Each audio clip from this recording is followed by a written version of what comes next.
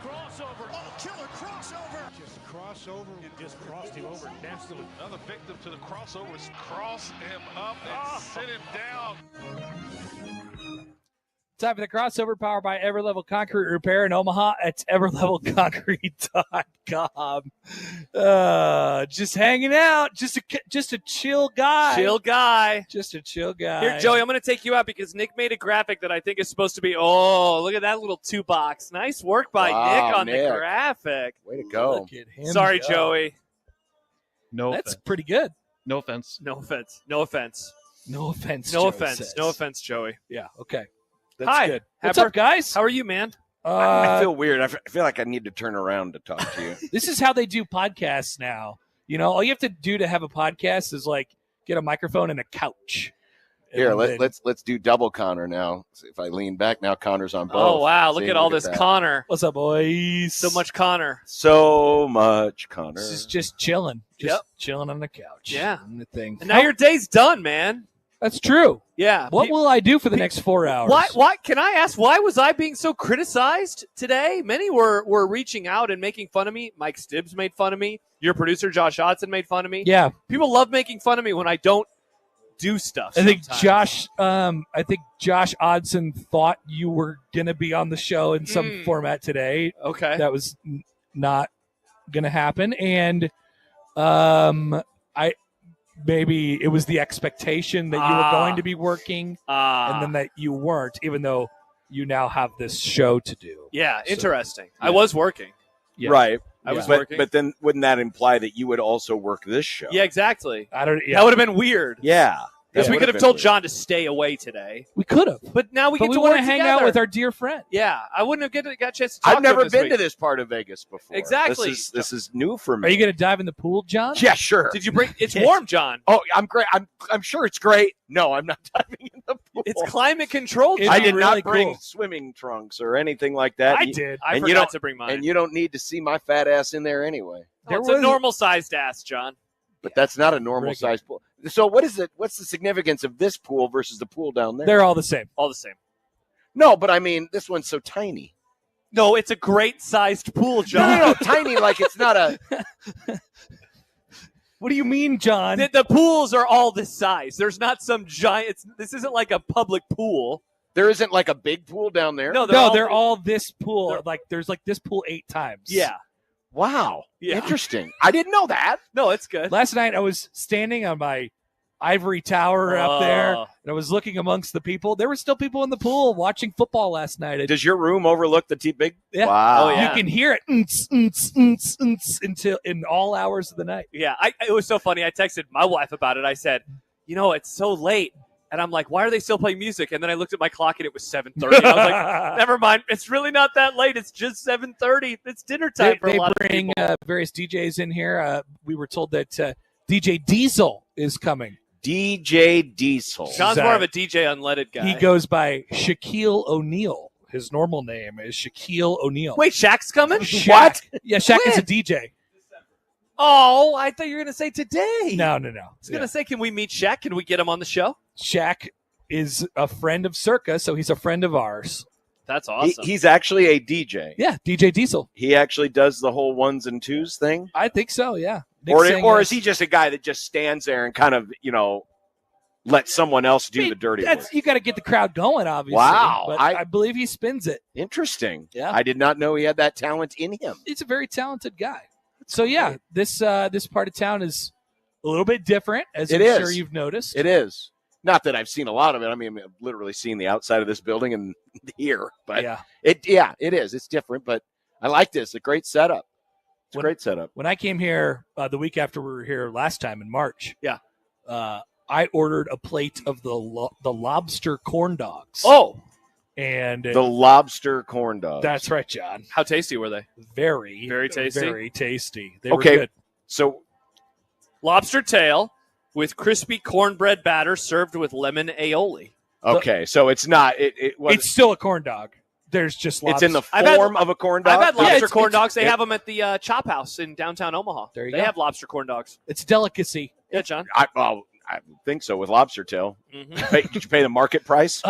Probably a little more. Yeah, probably. I what are they? What is the $185 for a plate of? I mean, they weren't all for me, John. It was for the group. For the group. For the group. All three of you. It was great. So this time it was nice because we thought that in March, at least I thought, all of the food here was just for large groups, but they have individual orders as well. So Nick and I have had lunch. We ate lunch behind Connor a few minutes ago. I can't wait to eat food. Yeah, I bet you're probably starving. Have you had anything today? Yeah, I had a breakfast sandwich. Okay. But I'm excited to eat the next meal. Yeah. And then we're all going to go to dinner together? Where are we going? Yeah, tell me what's happening. You tell us, John. What do you You're mean? on this side of the Here. town. I don't know anything. Schaefer's. There was a recommendation from Mike Schaefer. We're going to Schaefer's place. Yeah. So we'll go there. Yeah. It's going to be great. It's not in this building It's in out- particular. Yeah. Out there We have to go out into the wilderness. Yep. As long as we can see the TV. And we'll show you your favorite store. Yeah. You will love the stores. I will love the stores. They have many hats, T-shirts. Yep. There's a smell that you will enjoy as well out there. Now, people were asking us, where will we source the MAGA hat if Josh has to eat a MAGA tomato? And the answer is at the store downstairs. Many of those hats can be purchased there. Guess what? Doesn't there's no MAGA tomato. No. Nope. The MAGA tomato got splattered all over Wisconsin's face on Saturday. That's Indeed right. it did. We were talking about that, John, yesterday. He was trying to weasel his way out of MAGA tomato. No need to weasel. Well, yeah, he doesn't need to weasel out of it now. But he was thinking about it. I had been coming up with plans in my mind. Now I don't have to worry about it. No, you don't. But here's what we were talking about, John. We were talking about, the famous Albuquerque truck driver who's making their way through Omaha, Nebraska, and they turn on 1620, and they heard the radio host say, MAGA tomato. And I wonder their reaction of, what is a MAGA tomato? Is it carved into the tomato? Are they made by Trump? And that was how you were going to weasel out? I was going to just write, it was going to be on the tomato. Or a hat that said, mascots are great ambassadors. But don't have to worry about that. You believe because this? Nebraska beat Wisconsin like I always believed they could, even though I didn't predict it on Friday. Now this justifies the whole storming of the field. Now I get it. They did it for me. Before I was like, this is stupid, this is dumb. But now they did it. They started throwing their hats and their tomatoes as they saying, were running well, out we of don't the field. need these tomatoes anymore. Yep. Throw them up into the air. Throw them in the air. Travis writes, before I start giving John Bishop a hard time, as I typically do, I want to take just a moment to give him a shout-out for being the only one of the three to pick Nebraska to win. The three of you. He was the only one. That's Connor right. Happer not included in that because Connor Happer picked Nebraska to win. Yeah, because you're a Husker homer. What am I? And a Jays homer. What am I? Nobody knows. John, did you see Connor Happer was compared to Putin this weekend? Putin. Oh, Yeah. many people, John. Did you start a war with a small border country? I just existed. That's all I did. Oh, yeah. John, so let's explain this to John. When John's not involved for one day, we just go on a bender of weirdness together with Nick. Apparently, yeah. So Connor tweeted this photo of Scott Frost on Saturday. I thought it was funny. This made me laugh very hard. Thank very you. hard. And what was the significance of that? After they won the game on Saturday, it felt like that moment, It right? felt Like, we won in the snow. Yeah. We Okay, won in the okay. snow. yeah. Yeah. Okay. Well, then People also, took it the wrong way, John. Oh, they did. Okay. Yeah. Somebody named Nick, not Grimm, quoted this and said, he works for Creighton and tweeted this. Imagine if Zelensky was tweeting out support for Russia after they took, is it Kiev? I always forget. Is it Kiev? Kiev. Pretty much the same thing. Good Lord. Pretty much the same thing. Yeah. People were really mad. And then at there him. was comments to that. Oh, many comments. Yeah. Yes. Who does he even root for? He was Yeah. wearing a Nebraska shirt, even though you weren't wearing a Nebraska shirt. That's right. You're wearing a shirt that said, all my homies hate Wisconsin. I haven't done anything wrong. No, I you maintain haven't. my innocence. You're fine. But it's been a hard one. There's just there's a lot of angry people in the world. They just need to stop being so angry. Yeah. I agree. Nebraska made a bowl game. Nebraska made a bowl Many game. of you got what you wanted A out bowl of this game. weekend. And they beat Creighton. And they beat Creighton. So, and those people are And they beat Wisconsin volleyball. not happy. And they beat Wisconsin volleyball. Yeah, But they wonder about Thomas Fedoni's grandma or whoever it was on Nice. Facebook. Yeah, that's the thing we got to was figure that out. grandma or mom? Mom, grandma, aunt, I have no idea. Many people, John, think that it's not the mom. They think it's not the mama. They think it's a different family member. That's a reference of dinosaurs. Have you ever seen it? Wow, Nick, you have. That was unexpected. No. There's a movie called Dinosaurs? No, a TV show. It was on ABC, wasn't it, John? Yeah. Yeah. You never saw Dinosaurs? It was Never like even it heard was of like it was like Not the mama. Not the mama. wasn't it part of that whole Friday night deal where TGIF. Urkel and Boy Meets World. Yeah. I love Boy Meets World. He's saying something. Yeah, I think, the episode, I think that they got hit by the meteor. They were dinosaurs. Big meteor. They killed off the puppets? I think so. Yeah. Yeah, Shane just writes, dinosaur ending was rather depressing. That was it. They hit a big meteor came and that was the show. Unbelievable. Yeah. That's hilarious. Wow. I mean, talk about harsh. I support that. There was an episode about... I appreciate, sticking to the reality, even though dinosaurs can't talk. But spot the lie. But at least they stuck with the historical timeline. They had this whole I episode respect one that. time about if the Earth is a globe or not, because the daughter was like, the Earth, I think that it's actually round. It's not flat because it's the dinosaur times. And so they're like, no, you're wrong. You're going to get punished. And she says, fine. My punishment is walk me off to the end of the Earth and throw me off. And then she lives because they can't. They can't Interesting. find the Because it's end a of the globe. earth. So they walk the whole They globe. walk the whole Earth, yeah. And this takes a long It was time. like probably back from a commercial break, and then suddenly they're back at home. Yep, it was a great show. It was a great show. That's where we need to point Kyrie Irving. There you go. Nice. know? Yeah, watch Dinosaurs, Watch the Kyrie. show. Keep Dinosaurs. watching. Uh-huh. Wow. Yep. Well, this is just it's so weird now. I mean, we're here in Vegas. Yeah. Having a It's- great time. This week's always an odd week. Oh, it's before a rivalry game, but it's a very short It's week. very tiny. But we're here for completely different reasons other than football. Mhm. Yep. And Now there's basketball. there's plenty of Hoops basketball giving. going. Hoops giving. Did y'all know Kansas was playing here tomorrow night? We found that out last week. Yes, And Kansas and Duke are playing over So- at the arena. Apparently, I looked at the secondary market for tickets last night. Not bad. No, we- yeah, We were looking discussing too. going. Yeah. We were discussing going. Yeah. I don't think we will, though. It's an option. It's an option for some. Yeah. It's an option for sickos. I'm a basketball sicko. Yeah. I love basketball. Yeah. Do you know the other two teams in that tournament, John? No. John, this is hilarious. I believe it's Seattle and Furman.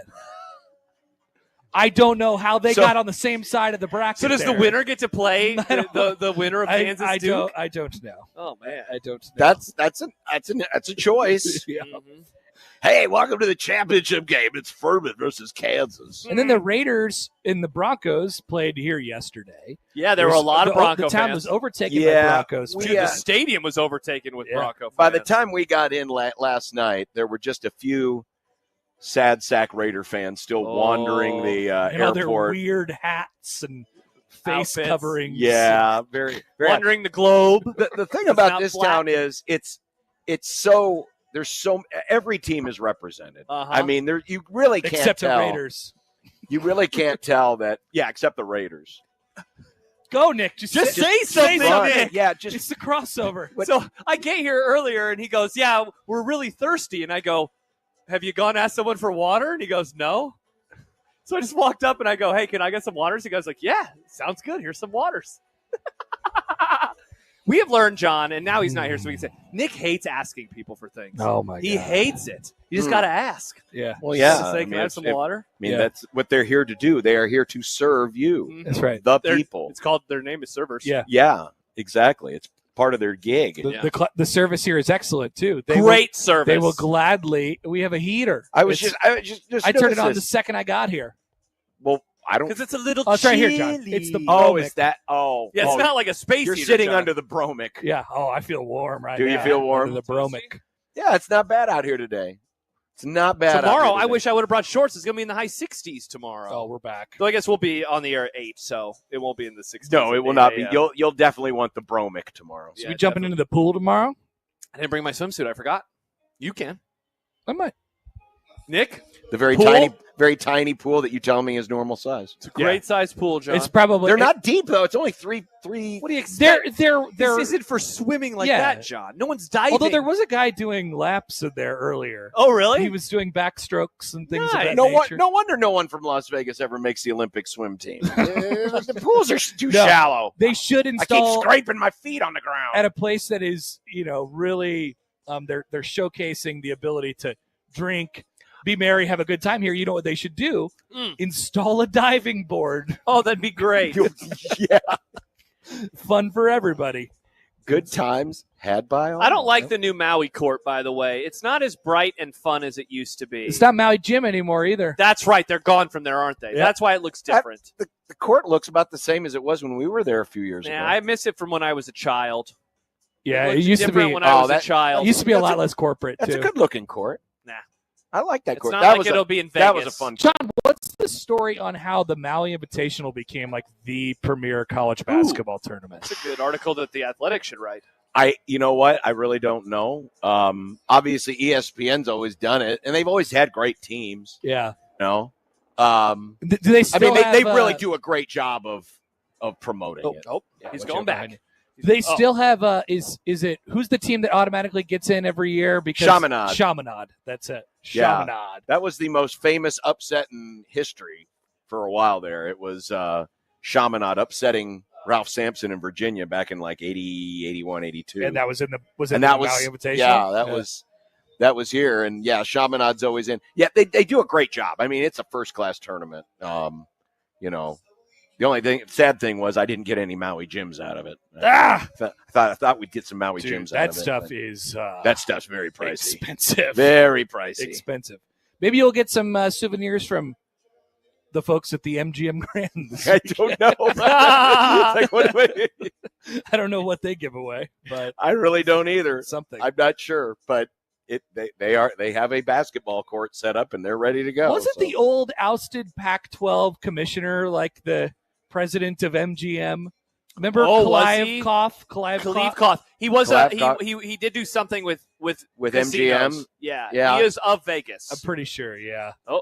Interesting. Yeah. Now the Pac-12. Well, he got fired. He's gone. He's gone. They don't have a commissioner. Well, they do. I don't know that person's name. Yeah. They have two teams in the Pac-12. That's all they have. Yep. That's all they have. That's all that's left. Oh, it got sunny. It got very sunny. Can you believe it? Joe in Vegas texted earlier. It's supposed to be cloudy all day, Connor. Don't worry about it. I said that sun is coming through there. I know it is. That's why I brought my sunglasses down here. Oh yeah. Well, I'm under the Bromic and you're feeling good. Yeah, I'm good. Feeling good.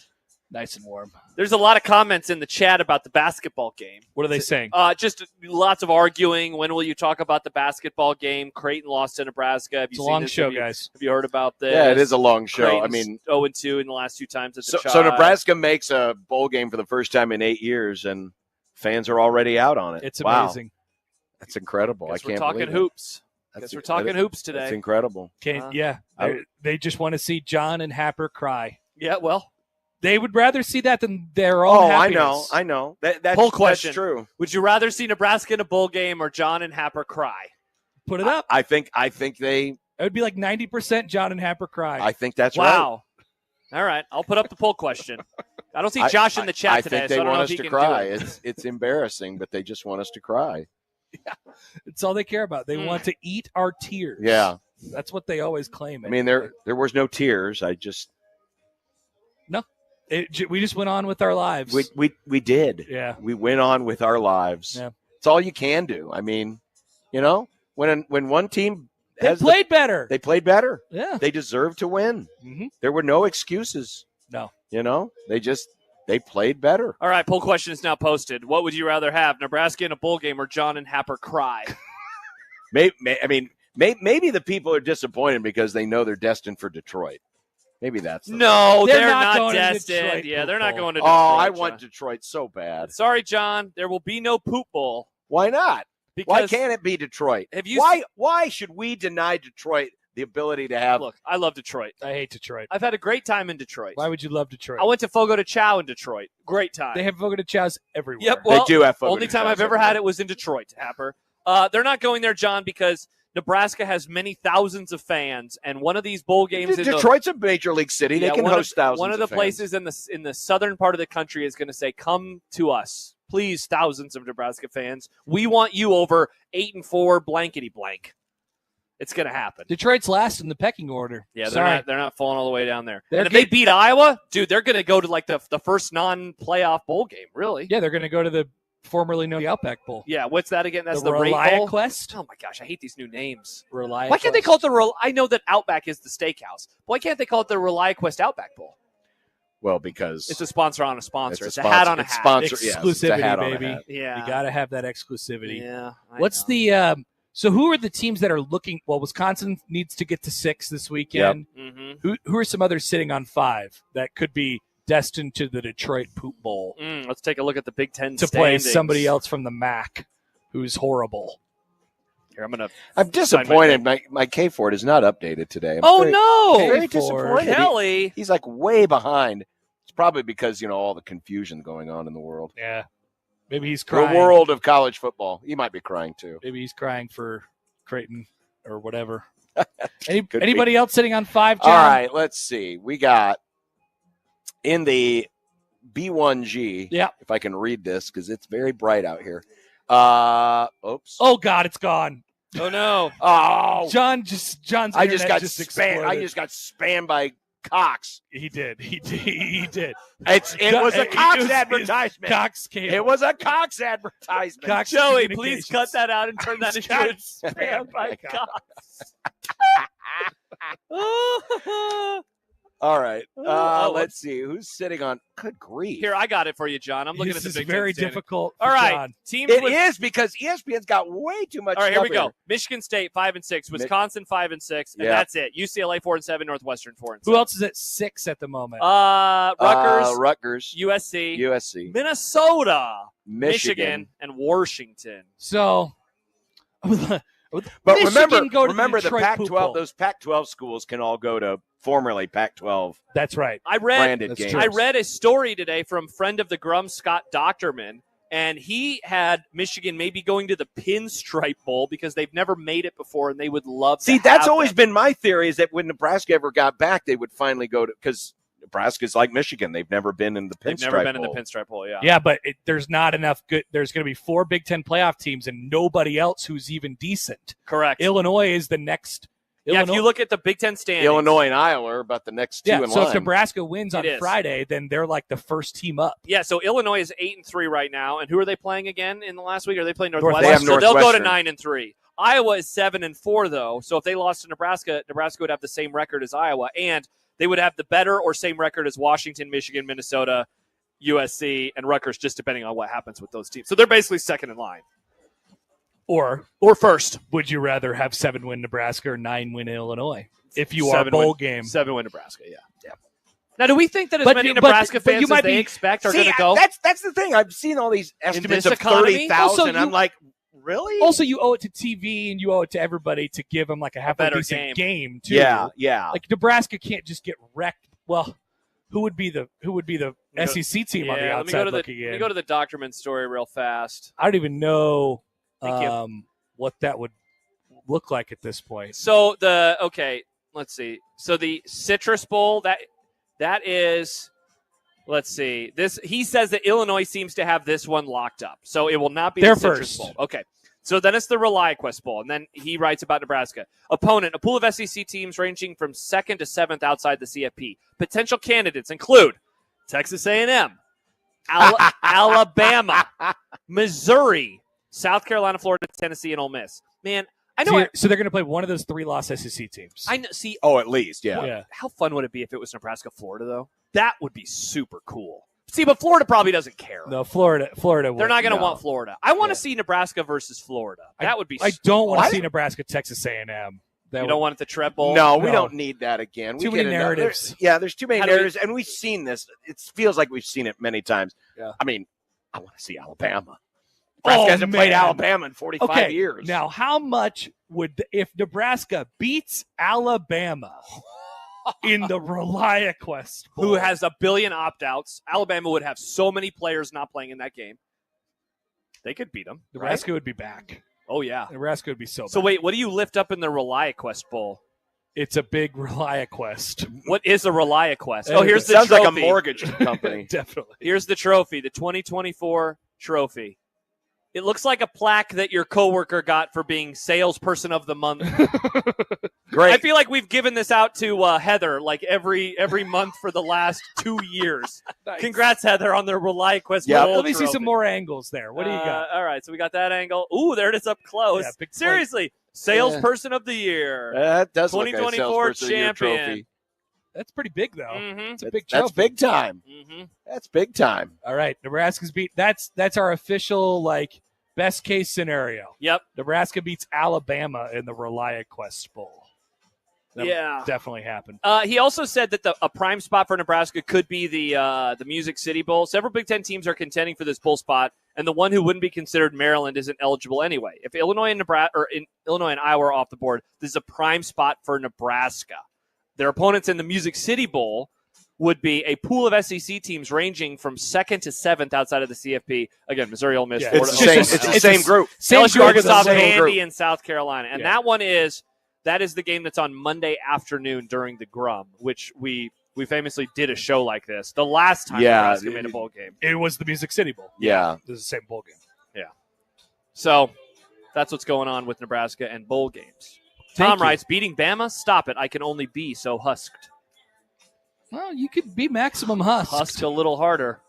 Husk a little harder. Somebody told me to be more of a J-sker on Friday. Is and I such a said, thing even possible? I don't think that I can. You are the ultimate. I'm pretty sure I'm maximum J-sker. That's right. They call him a bozo. Oh, Who yeah. called you a bozo? Oh, many people. Weren't you a bozo of the week I candidate? got Bozo of the Week by some guy. Well, They all hate me, John. It's over. Oh, they welcome did. to the club. Yeah, I know. But the Jays It's fun. fans at least like you. Now they hate me because I commented on Nebraska football. Yeah, you're not allowed to anymore. I'm done. Husker fans are mad at you because you're a Creighton honk.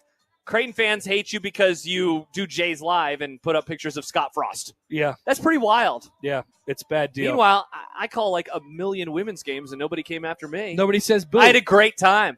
That game on Friday, I don't think I've ever called a game as well. I had Black- so much fun. Platcat tweeted into the show, and he said, hey, can we talk about on the show today about how good Josh's call was of Wow. the game? Now, that's nice. Thank It you. was Black great. Cat. You're getting a lot of flowers on this. Yeah, many people are saying good job. I think he's good at his job. Wow, thank you, Happer. I think you're good at your job, for the record. Thank you. I didn't hear any You of are- John's call, but John, I'm sure you were great too.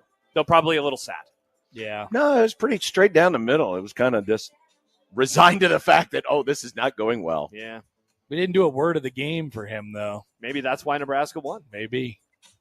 We'll do a word of the game. Should we do one real quick for tomorrow? There is a game tomorrow. There is a Creighton game That is- tomorrow. plays, remember? That is why we're here, after all. Yes. Yes.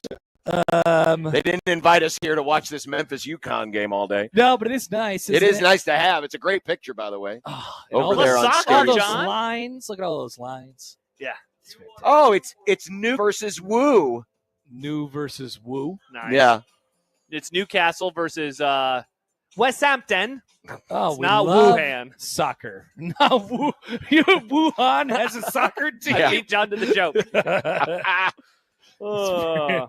be pretty. Jeffrey says, make Jack choose the word ha ha. Oh, what do we Jack think will about- join the show. This will be good. No, we're not. No, he doesn't get to choose anything. Oh, okay. I thought you were saying He Jack's would've not said, allowed like- on the show. He would have Well, said like I mean, Birke Buchtengel or something like that. Jack will probably have a good time today. Yeah, That would be my guess, that he will be laughing and saying many fun words.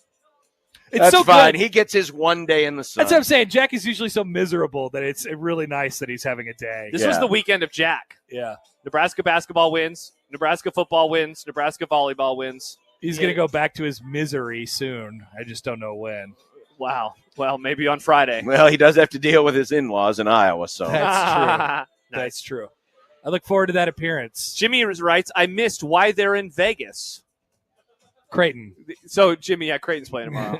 yeah. in And- Vegas. And, Vegas. and Circa invited the boys out. Yeah. Yeah. So here we are. Also, yeah, I mean, maybe that's more it. It's just Circa really enjoys our company. They invited us in March, and they said, wow, those Yeah. guys are funny. Yeah, Here we are yet again. and we gave that guy TweetDeck. We gave that guy TweetTech. Yeah. He gave us seats. Yeah. Oh, we didn't even talk about that in the crossover today. Our experience at the sportsbook. John, we yesterday. had I a very heard. good I heard day. it was good seats. incredible seats. I felt at the end of the day that I had ran a marathon Oh, because wow. there was too much sitting and watching and hearing. It was sensory overload for the entire day. It was his version of the work in the coal mines, John. So which game did they decide to pipe in the audio for? They change it constantly. Yep. Really? It began with Lions Colts. Lions Colts was the game that Yeah. they had on for a lot of it. But then the witching hour. Whatever Kugler goes on made an commercial. appearance. Yeah, Kugler was making jokes. Well, the witching hour got crazy. People were laughing at Kevin's jokes. Yeah. If Kevin's and we're listening like, right we now, know that guy. yeah, he made a joke. I can't remember which one, and the guy in front of us was like, "Haha, that's funny." He like legitimately loved the joke that Kevin made, and then he gave us drink tickets. We like that guy. We do love. He that liked guy. it. He laughed at our jokes too. Yeah, we were saying, "Oh no, disaster!" a lot. After kept saying, "Oh no, disaster." Because I kept losing bets. Well, John, he missed a bet by what was the bet? Bucky Irving first touchdown. He goes all the way down to these, and they're pushing him forward, and he just falls right at the like a Nebraska running back. And then they hand it off to the next guy on the next play. Happer would have won many dollars. Yeah. Many dollars. Yeah, it would have been nice. Yeah. Also, Houston, the Texans screwed me on a teaser. Wow. What a disaster. Because they missed a field goal. I bet against my Dallas Cowboys, which then made the fourth quarter. Well, they were never in danger of not even, covered. You were. So then in the fourth quarter, I You turned threw away the bet slip, and you were like, go Cowboys. Yeah, I was cashing something in, actually, right before Cavante Turpin had that kickoff return. And I was strutting on up the row wearing my Cowboys 1993 Super Bowl sweatshirt. People were applauding, standing ovation. Yeah, tears in their Yeah, eyes. I don't A lot of think they were Commanders doing fans that. were super sad. Yeah, it was guessing great. they were. I'm guessing they were. Oh, man. So did they take you to see the sports book yet, John? I walked past it. Okay. I walked past it on the way up here. It's special. It is. Yeah, it's enormous.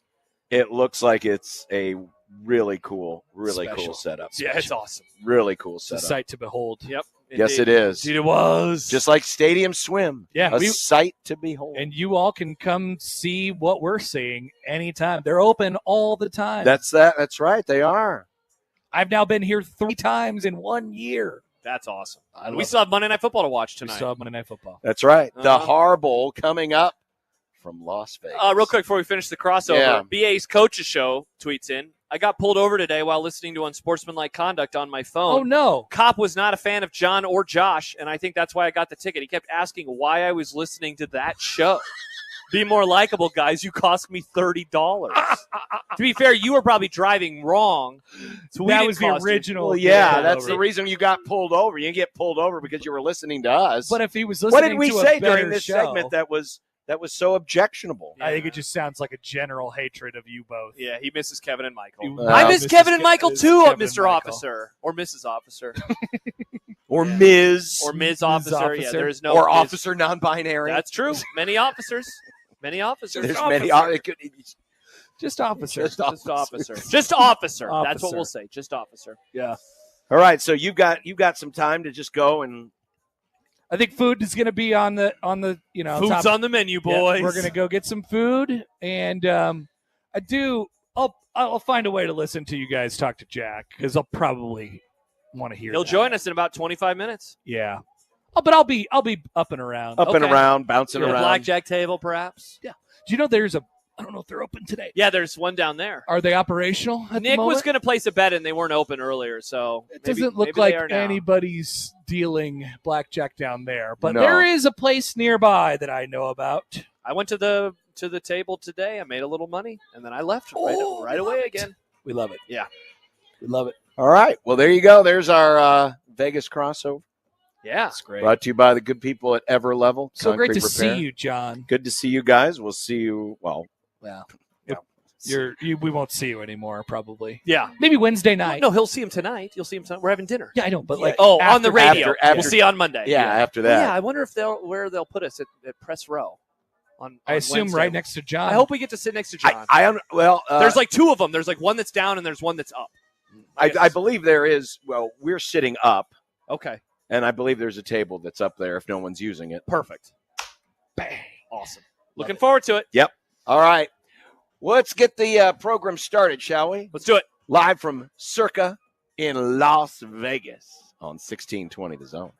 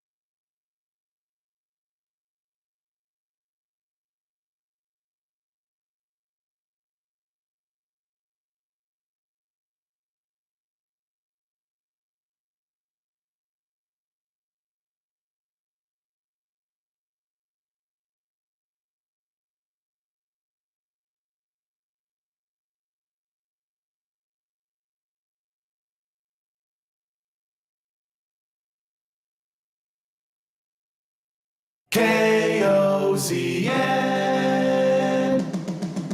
Unsportsmanlike conduct on 1620 The Zone.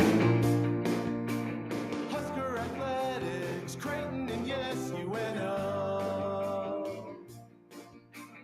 Don't miss a moment, they'll give you your fix. They're on every day from 2 until 6.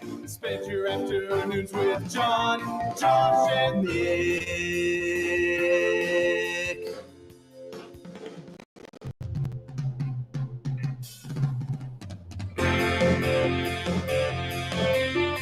John, Josh, and Nick. They'll show you what sports talk really is. Oh, it may be cloudy here in Las Vegas, but hey, it beats being back in the studio. Yeah. It's probably chilly in Omaha today. Yeah, it probably chilly. Probably chilly. Sportsmanlike conduct on 1620 The Zone. Husker Athletics, Creighton, and yes, UNO. Yep, here we are, the Sunglasses Boys Oh, yeah. today. Even though it's cloudy, it's just bright enough to be distracting. Yep. Couldn't agree more. That's why I brought them. Yep. Just in case. I'm And the glad. sun peaked out earlier, and I really needed them. Yeah, exactly.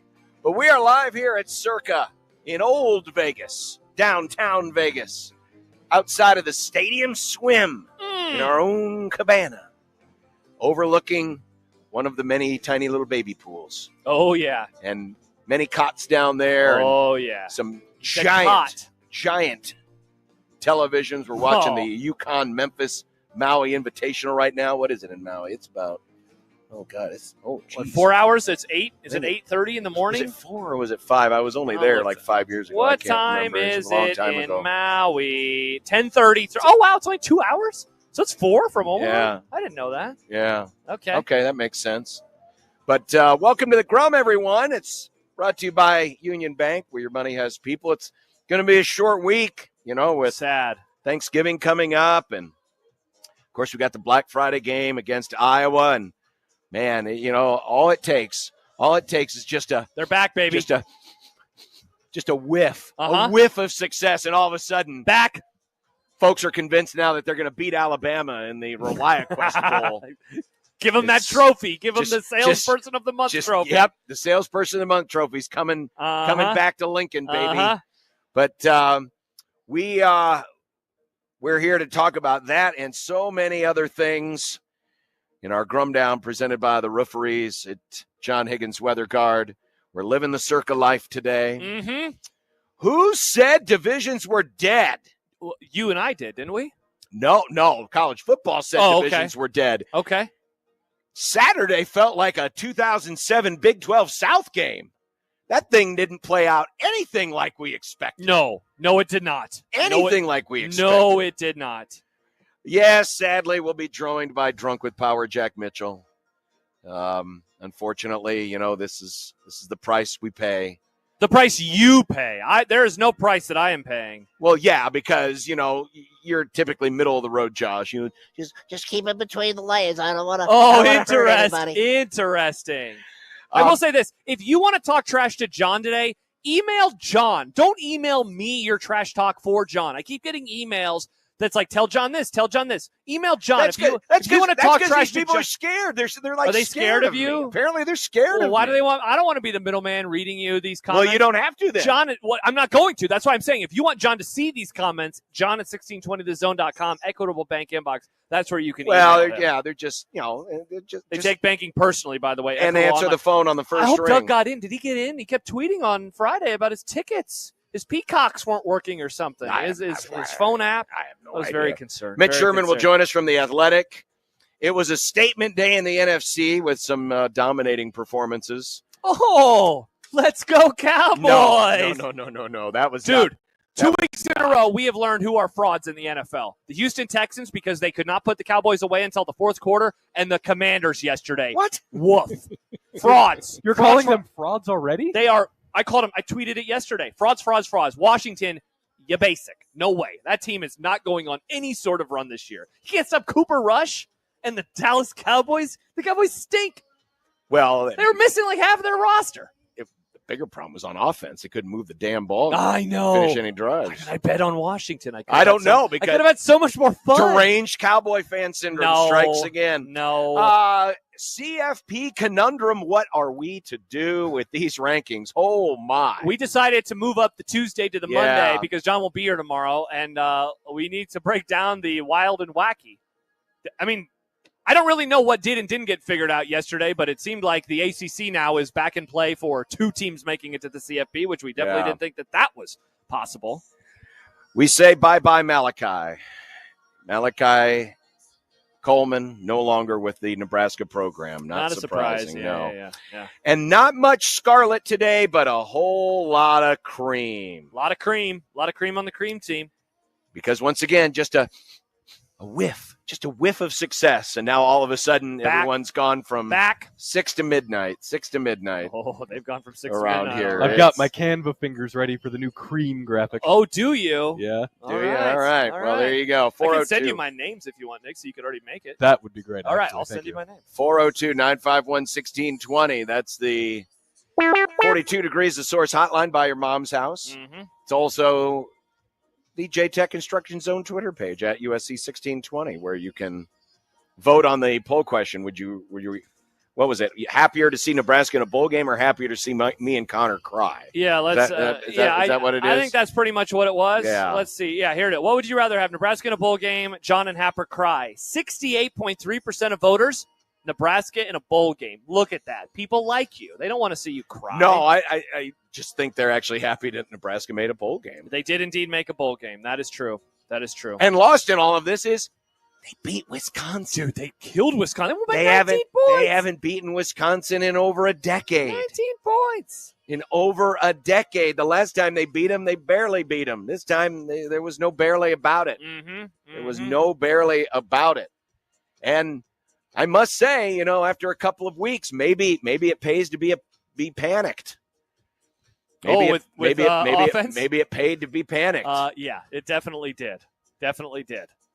This week will be interesting, given Iowa's defense. But hey, listen, the one thing about this move is, and I know it sounds like it's trite, but it's not.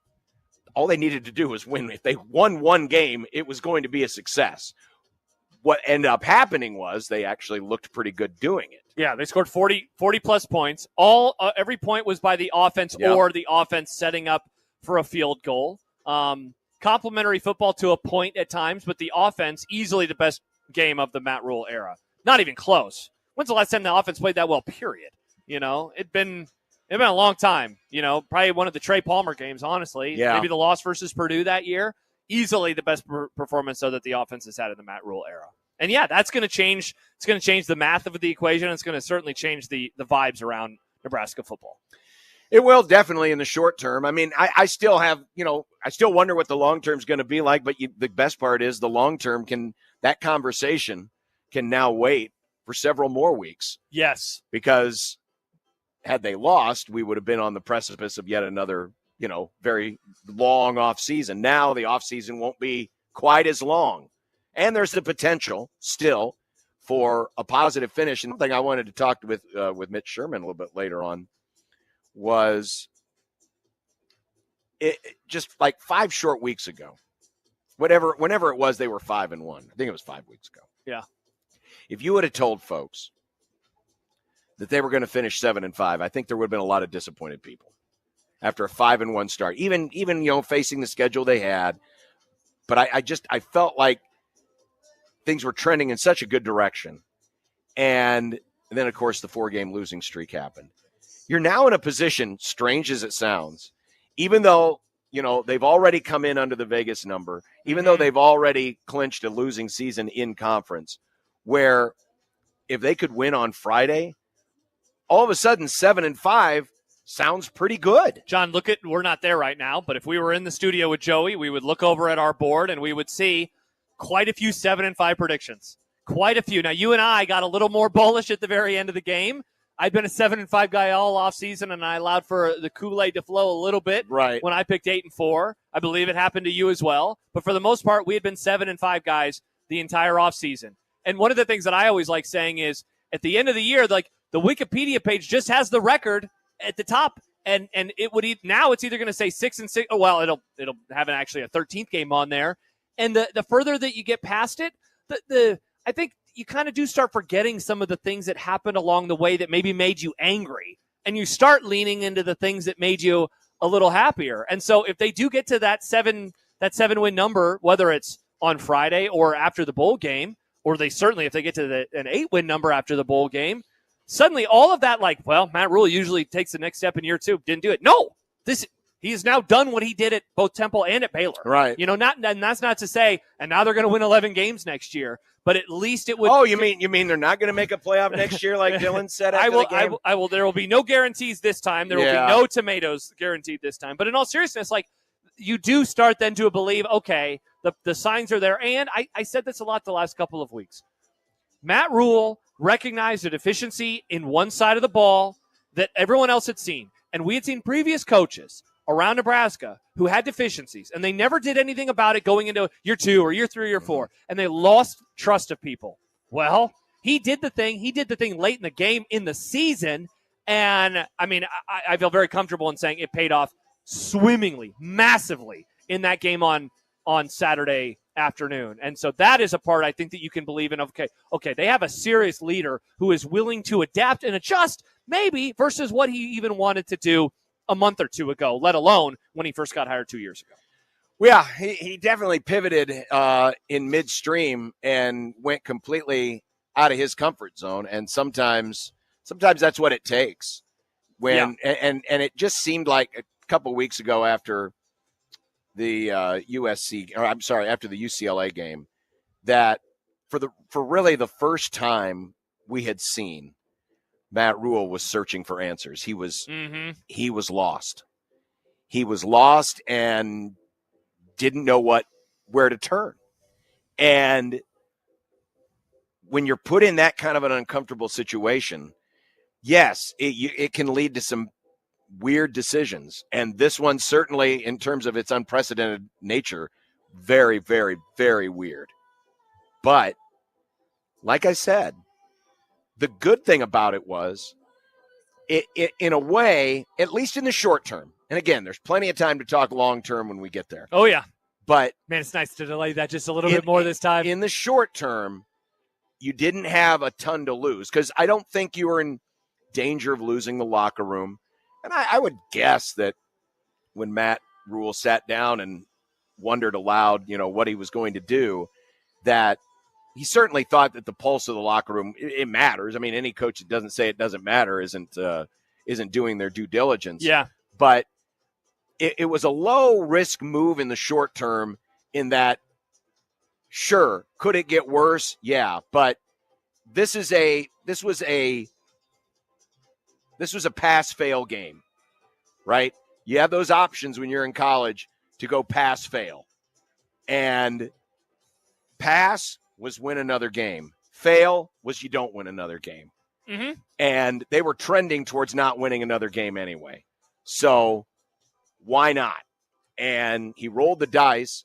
He was fortunate enough to find somebody that, is savvy enough and is, adept enough at doing his job, that it was something he thought he could pull off. And, who knows? Sometimes there's just a weird freedom that exists when you know that the stakes aren't particularly high for you. And if this hadn't gone well, if Nebraska had lost the last 3 games, would it have been a smudge on Dana Holgerson's record? No, it was not an indictment on him. It wasn't, and it wasn't even an indictment on the decision to fire Satterfield. Because it was such an unprecedented move. It Yeah. would, like, a lot of people could just explain it away and say, yeah, but come on, he brought him in with 3 games to go and didn't even know the players' names, and it's all out of here, and yeah, forget about it. So it was a low-risk move for him, but, as a true competitor, he just had an opportunity, and there's a freedom to just coming into a brand new situation, not knowing anything about anybody, and just saying, okay, I'm just going to be a football guy here, and I'm going to identify what this guy does and what this guy does, and go, all right, maybe if we flip this and maybe if we do this or maybe if I call it this Truly way. a fresh set of eyes. It's a fresh set of and eyes. It changed everything. And it did. And, it has paid off. Mm-hmm. Even if they don't win on Friday, it has paid off. It has paid off. Yep. All right, we'll take a break. Yukon's in a fight right now with Memphis, 46-43 at the second half of the Maui. We know this because it's on the giant stadium screen that we're watching right now, and Wuhan is leading New 1-0 in the soccer match that's playing on the tiny baby TVs here. Which are still massive. Oh, yeah. I mean, I would love to have a TV like that in my house if it fit. Yeah. But it'd be the whole wall. It would be the whole wall. Literally the whole wall. All right, we'll be back. See you in the green room. Yep. There he is. All right. Well, you know what? I think I'm just going to sit here. Nick, how was your day today? Everything go okay? No, we got to go to break, Yeah, no, John. everything's been pretty cool, John. Everything good. My throat hurts a little bit, but I'm still acclimating to the desert air. Mine's a little scratchy, too. I just came outside. It's just a little bit scratchy. Sucking down water. Sucking down water, indeed. Speaking of sucking, Jack Mitchell is next. 16:20 The Zone.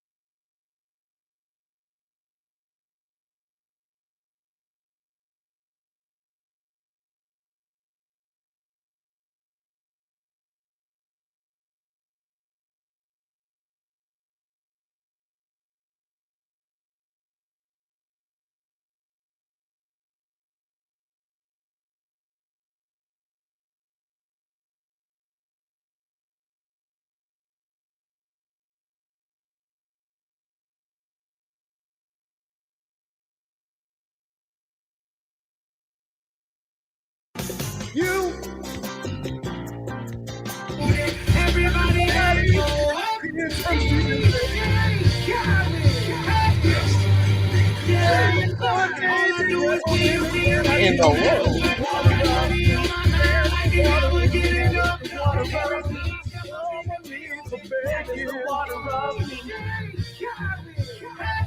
What in the world is going on? All I do is win, no matter what.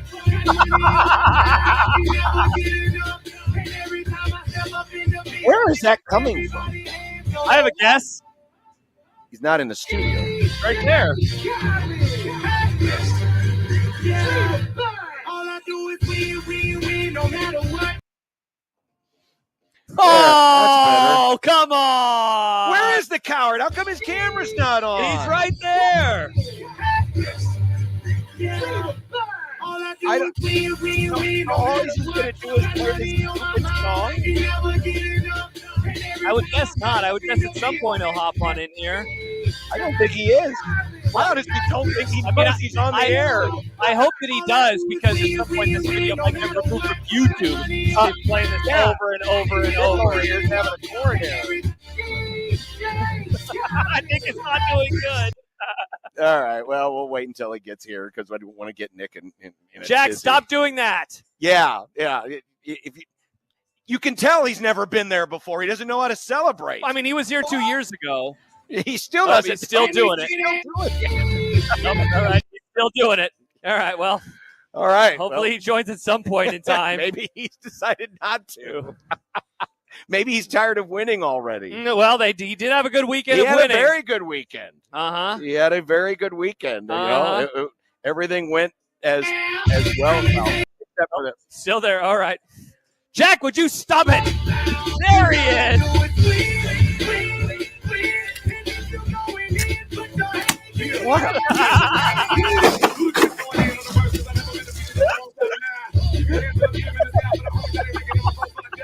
What in the world? With his propensity for his technology to explode on him, he's taking a massive risk. I'm concerned. I'm very concerned for him.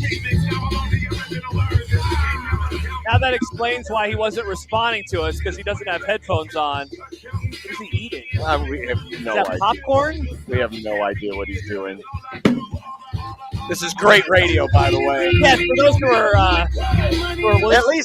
At least he got the garbage bags out. He went into his closet and grabbed some garbage bags and put them over the some of the stuff in there. Are you okay? Nope. Oh, wait, there's he's got more. He's got to There's uncover more. his microphone in the garbage and his headphones. Everything that has been nearly champagne soaked. I was ready. This is why I prepared. There's very little that can be damaged from YouTube. All right. No, I know. You can. That was. I knew that was a risk we would take, but these Are are those really are those the goggles you use to fix your lawnmower with? When you're inevitably having I to can't fix see the anything. lawnmower? Am I on? What's going on? Who's there? Yes. Who Yes. is that? Sadly, America can see you. Oh, hi, Jack. Geez, hi. There you go. Oh my gosh. All right. So There we you go. must have used the real stuff. Well, yeah. Did you? There we Only go. the finest. Not much Is that- left, to be Is it honest. Andre? That Is worked that a lot. Andre? Yeah, that was the most Andre. expensive they had at Super Saver. Yeah. Nice. Oh, you've given up on High V. I see. That's too bad. Well, there it is. I mean, did you ever think it was possible to have Hold such a on. weekend? Hold on. I ran out. Oh, wait, all right, we need a second one. We need a second that- one. I Because he ran poured out. it all over himself. Yeah, let's hopefully this one is not Oh. shaken up. Oh crap. Oh boy. Oh my These God, the things- video froze. I think he killed himself. These things are wild, All right. Oh, hold Well, on. yeah, I especially when brought you're my in a Fred cup. small room. There you go. All There right. you go. Enjoy. I surround this drink like I do Ryan Kalkbrenner. Ha ha ha. What do you guys want to talk about? Husker football?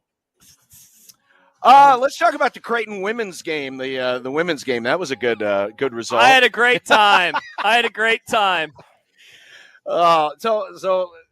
mean, what? Obviously, your level of euphoria is very high right now. I had a good weekend. I had a good I weekend. know. That's why I'm saying you had a very, very good weekend. Now, famously on this show last week, you said you said if you had to only pick one, you would have picked the football game. Yeah. Did you ever I think didn't have it was to. possible? Did you ever think it was possible you didn't have to pick either? I didn't have to. It's all coming up me. It's all coming up Jack. It is it's just victory after victory. And I've said it before. You know, many of us who have been fans of this university's men's athletics in particular have been due what I've called an orgy of joy. And I believe it looks like, that's pretty much we're on the precipice of that right now here in my basement. It did look like an orgy took place in there. You got to make sure you put trash bags all over all the I valuables. understand. I would guess. I've never been to one, but I would think that would be helpful. Well, we'll find out shortly if you short circuit something. You do sound good so far, Jack. I was a little concerned. I was a little concerned that something bad was going to happen. We covered all of the many expensive pieces of equipment that I've got. My Wheaties box over here is falling over though, so hopefully that'll be good. That's a yeah. You don't want to get the Wheaties a collector's wet. item. That's a collector's item. Do you guys see? I brought cheese crumbles for the segment today. Sorry, do you mind if I snack? I'm very hungry. Please go ahead. Oh, is that what those were? Indulge. Yeah, cheese crumbles. Cheese crumbles. Cheese crumbles. Yes, they look like marshmallows. No, they're the highest. I get them flown in directly from. Get them flown in from where? Broken Bow. I get it. From Greece. Wine and cheese. Wine and cheese. No, that's what fans of successful basketball programs in this state. Well, specifically cheese crumbles. Listen, the rest, everybody else gets it. It's okay if you guys don't. Yeah, I get these flown in from Greece, so they're really good. No, that was. I thought it was popcorn for a moment. I was very confused. I had no idea what those were. No, cheese crumbles. Cheese crumbles. John wants to know if you're still hammered. Are you still hammered, Jack? Not yet, but most of this one's on the floor. So yeah. And then that much of that one is pretty much. Yeah, you've got some explaining to do to the missus when she gets home. She's going to wonder why the floor smells like cheap Andre. I warned her. Down there. I think that's that. She doesn't. You know what? She doesn't really come down here. So I can do what I please. So understandably I can do what I please. Who do you have the callers you guys have been talking about? Who you have on your Creighton hot board now? What is it? Who's the top 5? Give me top 5 quick. Well, which hot board are you? Oh, to replace our point guard that's injured? Yes. No, I guess I assumed given what we saw, that's kind of been the talk this morning in Vegas, no? No, not We've only been on the air for like an hour, and half of that was just the crossover. So we haven't had a chance to totally dive in just yet. And the other half of it was waiting for you to actually figure out where your camera was. So I thought the camera, I thought it just would automatically put me in. That was what I thought I asked your producers to do, but apparently I don't totally know how this works. So we can't turn on the camera on our end. You have to turn it on your No, end. I wasn't asking you to turn it on. I thought a little black square would come up, to be honest, letting me know. No. I mean, if you want to get super technical about why I thought I was right, I can do that too. But yeah, it doesn't do that anymore. No, I know. For next year, For next time. Well, it seems here, judging by the reaction, that you're happier about the basketball result than the football result. Oh! Which was a 180 from last week. Who said this isn't baked in? I think everything crosses over. Cheese, I think every single event can be celebrated all at once, right? That's why I needed 2 of these. Sure. One for each game, and I got a third one for the volleyball team over there. So, if needed. It was great. Best Nebraska sports weekend in how many years, Jack? Well, everyone's asking that, and I'm trying. It probably it's the best combo of things in one weekend. That I don't know if there are any that compare. Just because normally the best weekends have been ones where one overriding thing was the great thing about it. You know what I mean? Well, you don't have the national. Obviously, when they won the national championship, that was great.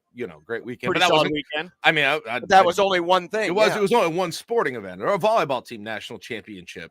It could have been that night that the Nebraska volleyball team won the national championship, and that spy guy from Kansas hit the 3 against Nebraska, and then James Palmer got murdered, and they didn't call it. That could have been it. That had potential, but it didn't happen. That was a good night.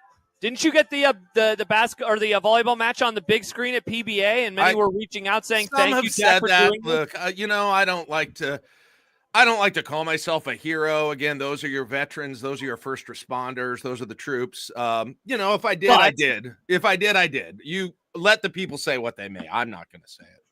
Nice. Nice. So does this make up for what does this make up for? How many years of pain? All of them? Some of them? I mean, basketball-wise, it's just been one, It's no, I'm just saying the whole thing, the collective. I mean, everything coming together in one. Does it make up for anything, or is this just the start of great things? This is just the start. I assume this will be pretty much every Monday going forward. This type of setup here.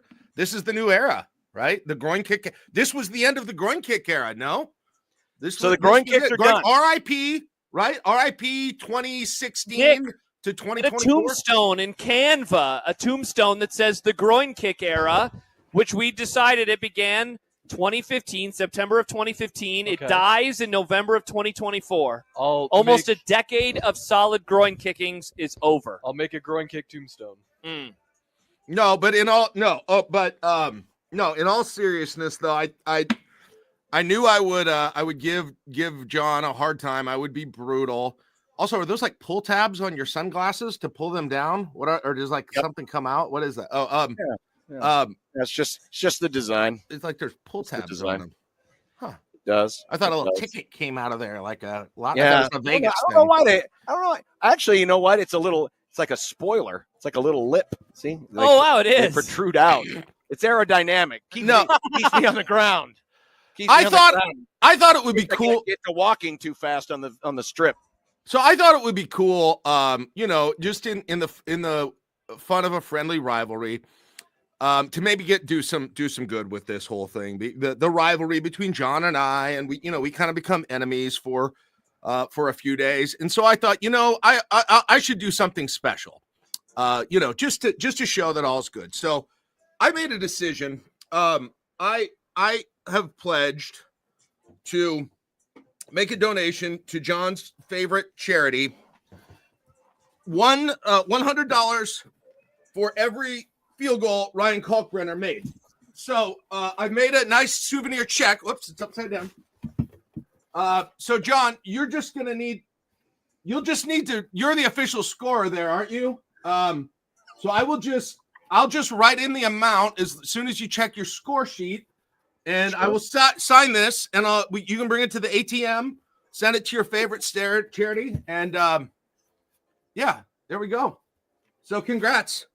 I wasn't scoring the game at home personally. I was alone and didn't have time to do that. So I figured best player, how could we do the most good for the most? And what about points for their best player or field goals for their best player? So, field goals attempted or made, Jack?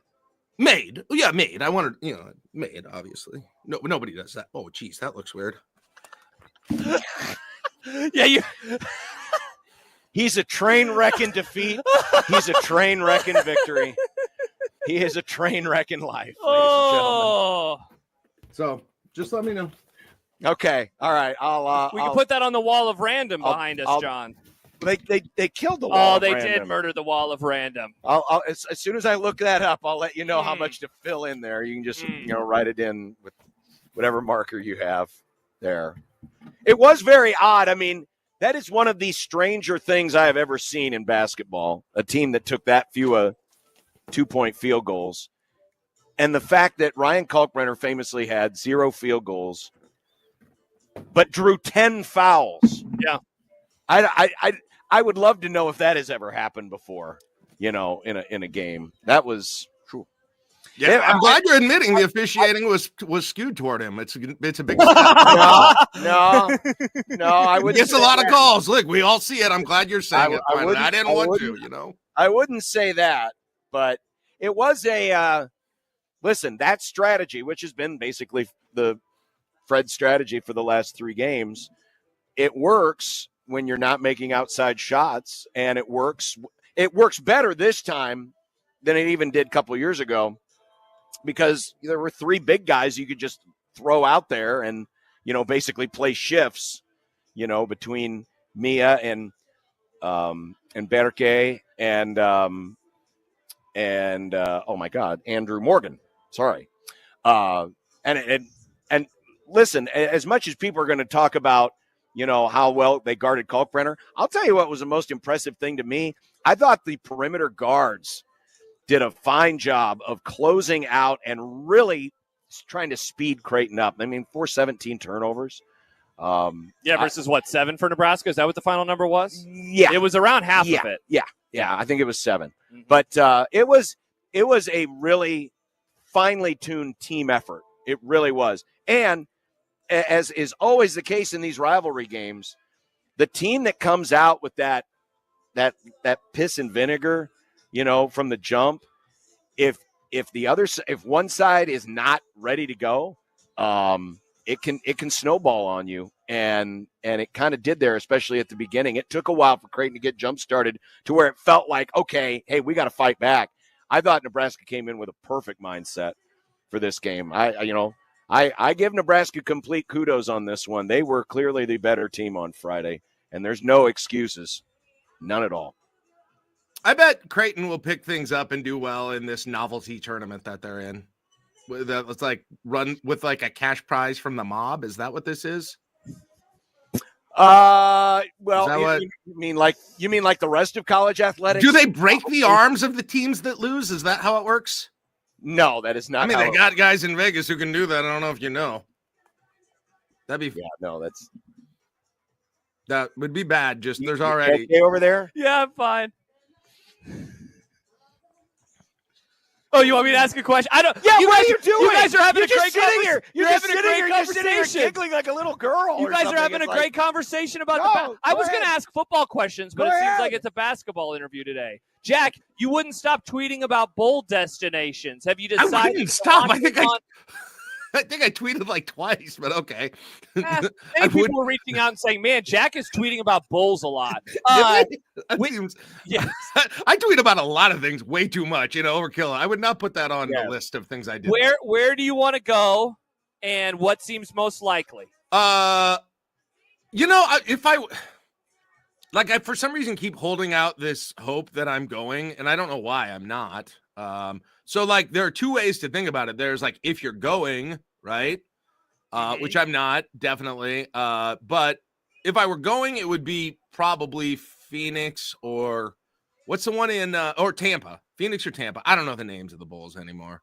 The Insight.com bowl or the Outback bowl. Whatever. Yeah, it's the Relia Quest, and I can't remember what the Phoenix bowl. Those would be. I think that's the Rate Bowl. That's the Rate Bowl? I think that's the Rate Bowl. Yeah, that's quite the name now.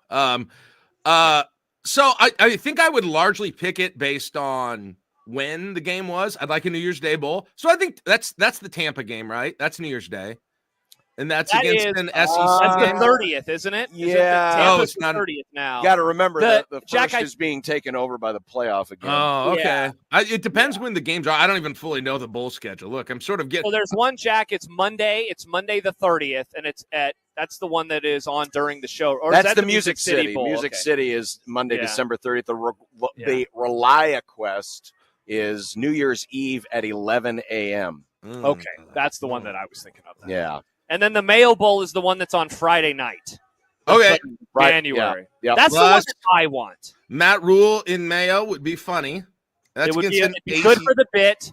Also, it wouldn't be on during the afternoon. I like it from it's a an variety ACC of team, though, right? That's it's the only night. Yeah, wait. It's the only night game. It's the only night bowl that Nebraska's eligible for. Could Nebraska send Mac Brown out with Mayo? Sounds like Mac's going to stay. He says he wants to stay for another year. Well, are they going to let him? Good question. That's a good question. I don't know. That would be maybe. I'm trying to think of the best opponent game situation because Arizona's a Big 12 team, right? Like I've seen TCU and Texas Tech. Yeah. I don't know. None of those sound real compelling, right? Hey, what if they got to play Kansas? That'd be fun. Or If K Kansas State wins this week? What if they play Colorado again? No, thank you. rematch versus Colorado, Kansas, That, K that would State. be that Yeah, would be all right. that would be the ultimate. Kansas would be slap. fun. I want to see them versus an old Big 8 team not named Oklahoma or Colorado. No, like I guess I'd be cool with Oklahoma. They played them recently, though. Kansas State would be fun. Kansas would be fun. I think even Missouri would I have be no desire for TCU, though. Oh, Also, Missouri's but Dana Holgerson basically designed their defense, I thought, so that'll be an advantage. Yeah, but they're an old Big 8 team, John. They could play them in one of the SEC I bowls. thought you were referring to them as a Big 12 team. No. Yeah. Yeah. I'd like to see someone new.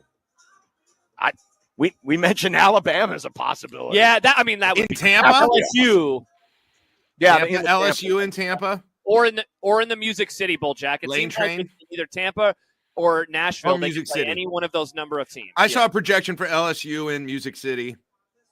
I Yeah. saw that, so. Yeah, I don't know. Like, honestly, it's as important to me about, like, the time. This might be a dumb way to look at it, but, like, the prestige is less important to me than the time. The time number one and the opponent number two, probably, is the way that I look at it. I know that feeling. And there's only one night game. There's only and that's the mayonnaise bowl. Everything else is early afternoon. Well, the Great Bowl is in the middle of the afternoon. Well, of course, the way the sun goes down now early, it'll practically be dark. But, That's true. But yeah, a lot of early games. It's not the greatest schedule in the world, but beggars can't be choosers. That as is they true. say. That's right.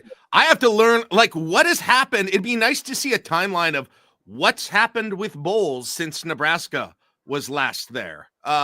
Seriously, we are going to enter into an era where Nebraska will have opt-outs, and don't forget the portal opens up early. So the roster is going to change a whole bunch, whether it's with opt-outs or with portal guys. They asked Matt Rule about if the newcomers would be in the practices, like the incoming freshmen, and I didn't even realize they could do that.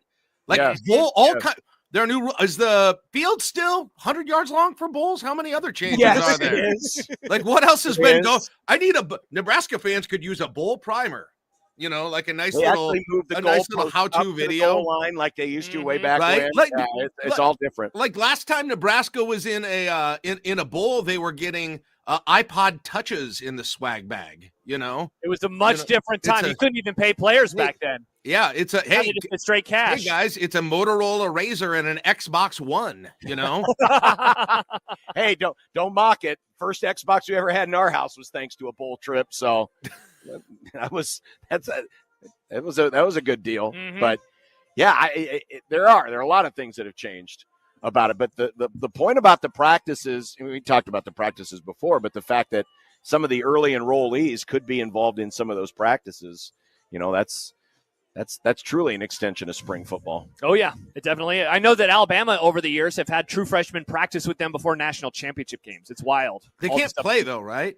They can't play, obviously. They are not allowed to play, no. But they can practice. I don't know anything about bowls. I don't know how this works. Red shirts, do bowls count for the red shirt number? No? No, bowls do not count for the red. So anybody can play. Correct. Even if they played 4 and they want to keep their red shirt. Even if they had played 4. Okay. Yeah. That's good to know. Hello, Riley Van Poppel. There you go. Yep.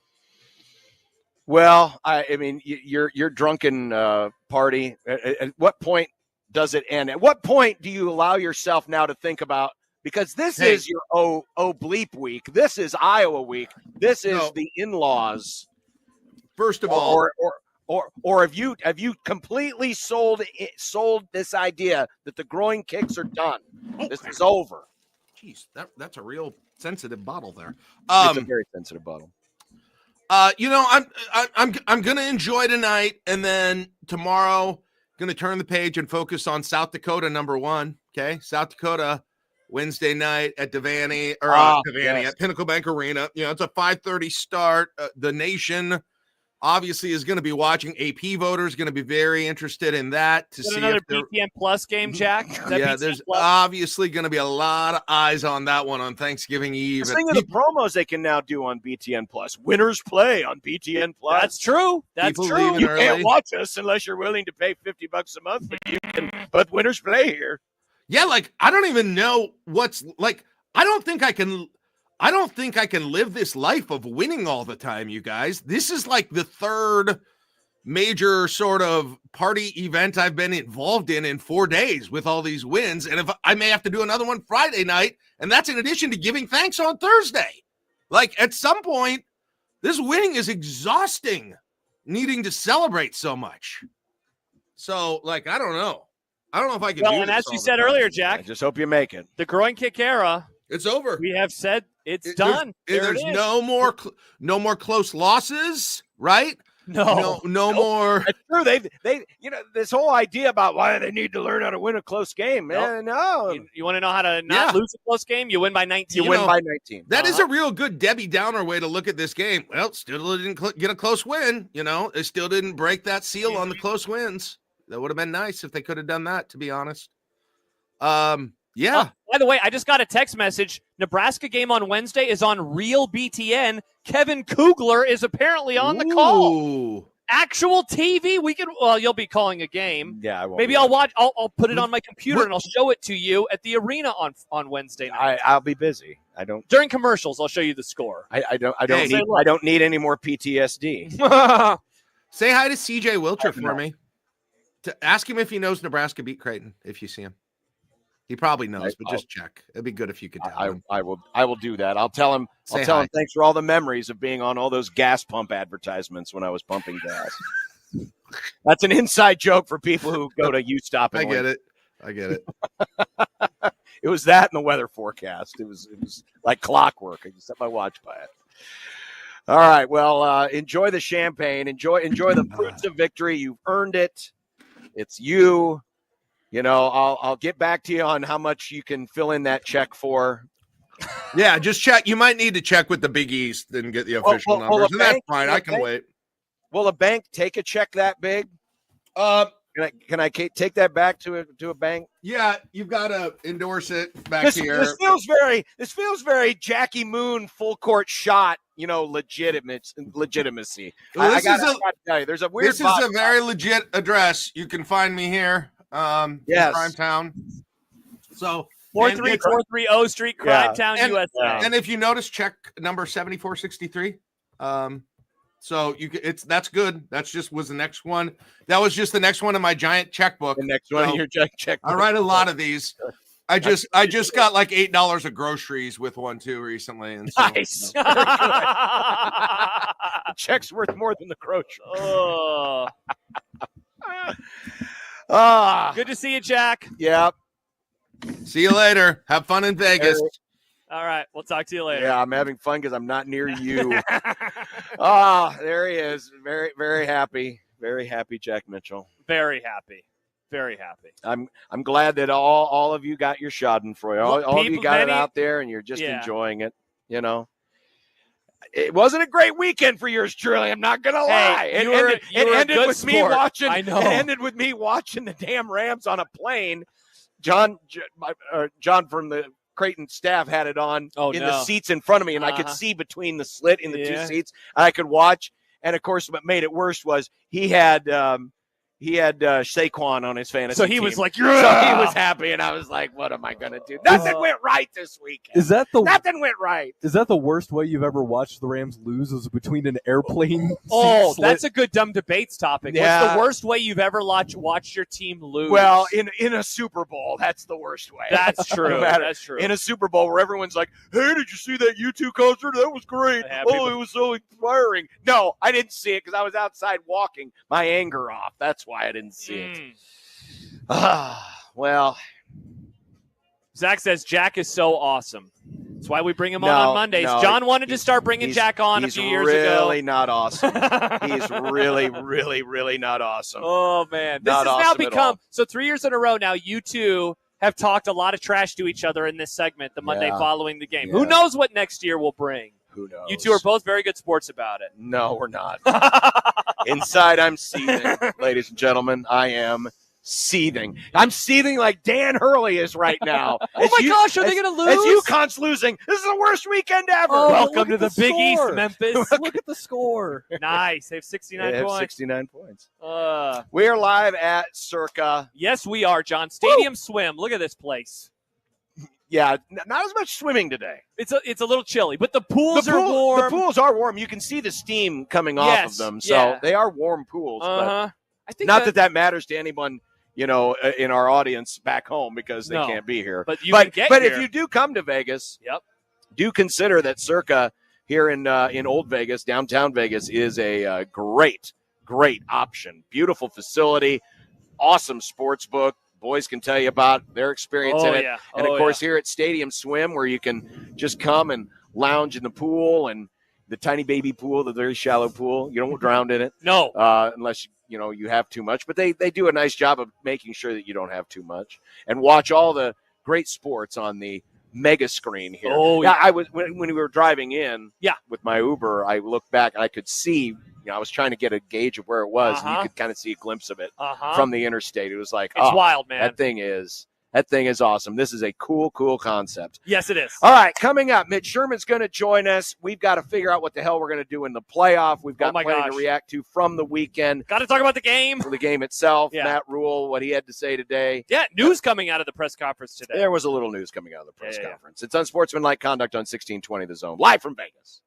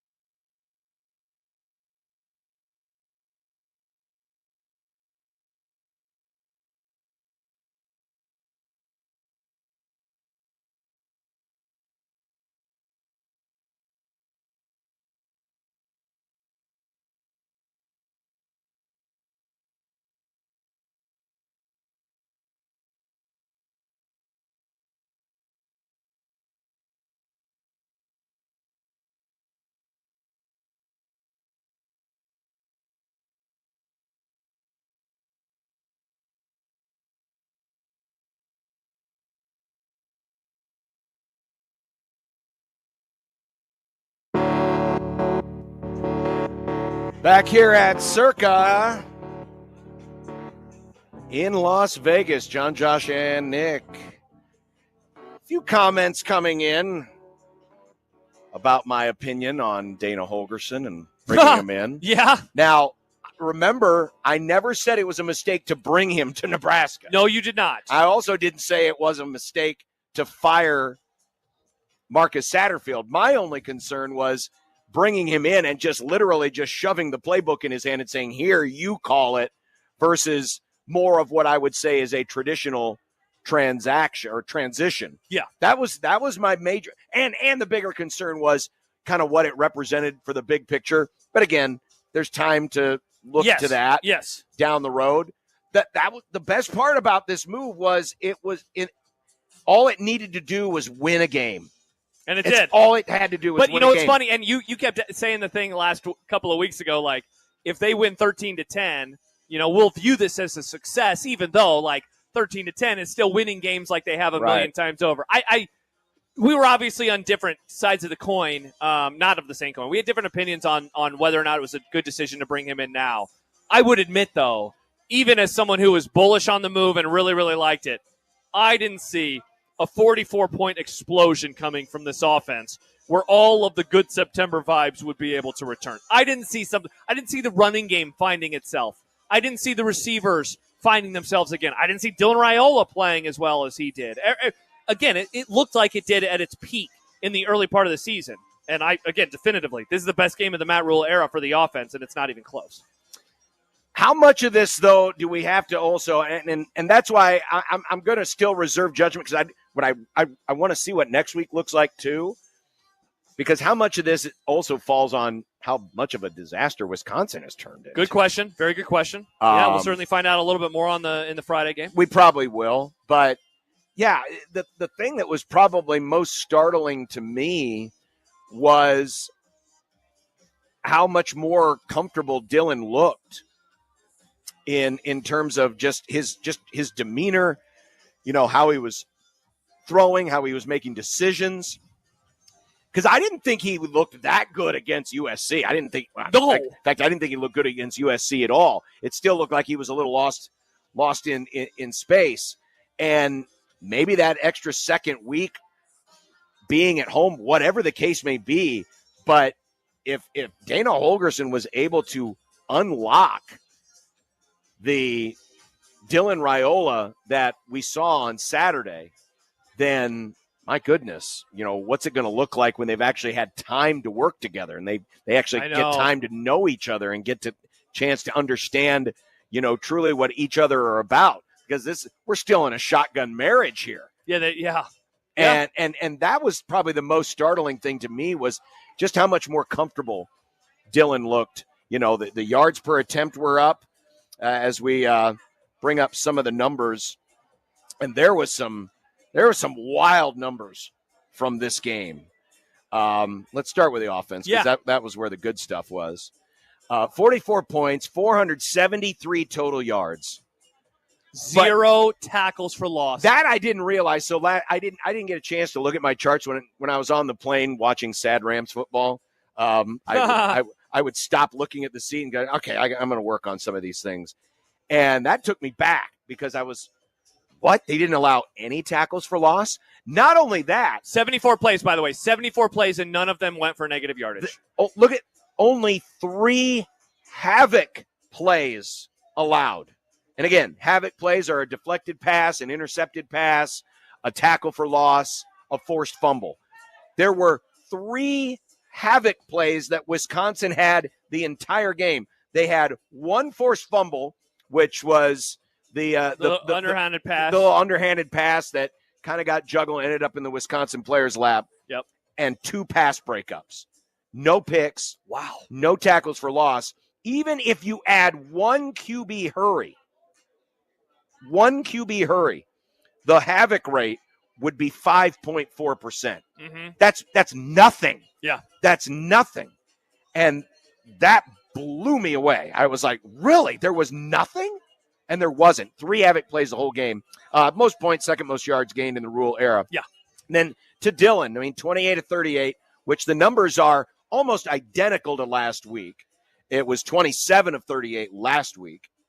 But the yardage way but up. the yardage way up. The Way yards up. per attempt way up. Yeah, look at that. Best yardage per attempt since Purdue, 5th best game of the season. And I'm guessing that the other 4 were obviously would have been before the Purdue game in terms of what they were able to do. Not only that, you had 8 different receivers. 8 different receivers. Barney had 9. Emmett had 6. Banks and Nayor had 4. And then Borkacher had 2. Garcia Castaneda finally got in the act. He had a catch.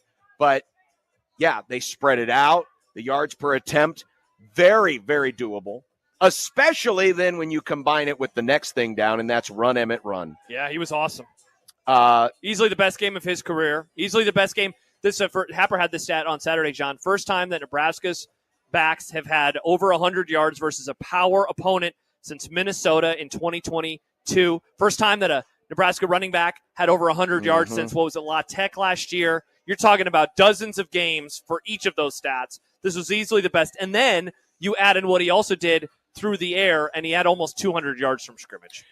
198 total yards from scrimmage, 7.1 yards a carry. And for the whole rushing attack, it was 4 rushing touchdowns. Yeah, 4 rushing touchdowns. 3 for Dowdell, and then you had the first one of the day was from Heinrich Harburg. From Heinrich Harburg, and they mixed him in a little bit as well. You 6 wondered carries, I believe. You wondered if some of that would disappear with Holgerson, but it did not. How about this from Jed? 0 tackles for loss allowed, first time since the 2014 Miami game. So you're talking about over a decade in the making for that kind of stat. Text coming in from Trevor in Lincoln. He says, Wisconsin may stink, but they still held Oregon to 16 points a week ago. Yeah, they see that again. There are a lot of things that just don't make sense. But it all clicked. It all clicked on Saturday. We won't have the audio today, but Matt Rule said today that Dylan was also healthier, that his back is feeling better. Yeah. And, I mean, that was, John, I rewatched some of the game last night, and that was the thing that I noticed was he moved better. He was moving better. His throwing motion looked again like it did early in the season. It's still not perfect, right? The footwork can still use work, but it was a crisp looking operation. And that has been the thing, whether or not, say what you will about Holgerson. He hasn't looked himself. He didn't look himself even, or what we thought to be himself. He didn't look like that last week either. So it really started in the fourth quarter and overtime. Against Illinois. If you think back to that fourth quarter drive, the drive that ended in the missed field goal at the end of the regulation against Illinois, that was a drive, and I know it was kind of hard for us to absorb it because we were walking back to the overreaction site in the North Bottoms. But that whole drive, the vibes just felt like so nervous to make a mistake that it was like, okay, we got to rein this thing in, because the drive before was, of course, when Dylan fumbled it a couple of times inexplicably, but was able to recover them both. But it was almost as if like, oh, we got to turn this dial way down. Yep. We're giving him too much fuel right now. We got to choke off his fuel supply. And from that point, really, until Saturday, he didn't seem the same. Now, I'm not saying it was just that. Obviously, there were injuries involved. I think the weather conditions against Rutgers didn't help either. There were a lot of different factors. But Dylan starting with that second to last drive in the fourth quarter against Illinois, he didn't seem right. And then Saturday, it was almost as if it was, we're back to, first quarter Illinois game, Dylan. 100%. Just back. The spark was there. The energy was there. And it shows, obviously, with a run game like this, this is what it has to look like. Yep. I'm not saying they have to score 44 points and 473 yards. But the balance of it, man. But the balance of it all works together. The last one, +1 turnover margin, +8 in penalty yards, plus game. One more thing before we get to defense, and I'll talk about this a little bit more later in the Scarlet and the Cream, but Scott writes, amazing what a little accountability does. 4 had some great blocks, and 24 didn't see the field again after a mental error. Yeah, Fedoni had 2 plays. He has a false start. We don't see him at all. And in the moment, I'm like, does he have – I know he doesn't have any targets, but, you come to find out, no, he didn't even play for the rest of the game. And then look at Jamal Banks. Now, he did have a drop, which was a bummer, but he also had that great touchdown catch. But he is someone now, all of a sudden, who is putting in the effort on the outside. Mhm. All of the receivers are putting in the effort on the outside. And I mean, Rule's talked about it now multiple times, how they just needed to have a different voice, it seemed, and that different voice has helped. This game played out like a Big 12 South game circa 2007. I mean, teams were moving up and down the field almost at will at times. 7.4 yards per play. It's the second highest of the season, and now it's 5 in a row of more than 6 yards per play allowed by the defense. But it's the first win under Tony White, allowing over 6. Here's some of the weird stuff, though. It's only the 5th win since 2004 when Nebraska allowed a team to average over 7 yards per play. They are just 5-28. And a lot of those games were played back in the old Big 12 era. Yeah. When the offenses were going everywhere. It's the first time Nebraska's won a game like this since the Southern Miss game in 2015. And that was another game where it was just move. It's going to be really interesting to see, if Dana Holgerson is the answer to the question of how do you fix the offense.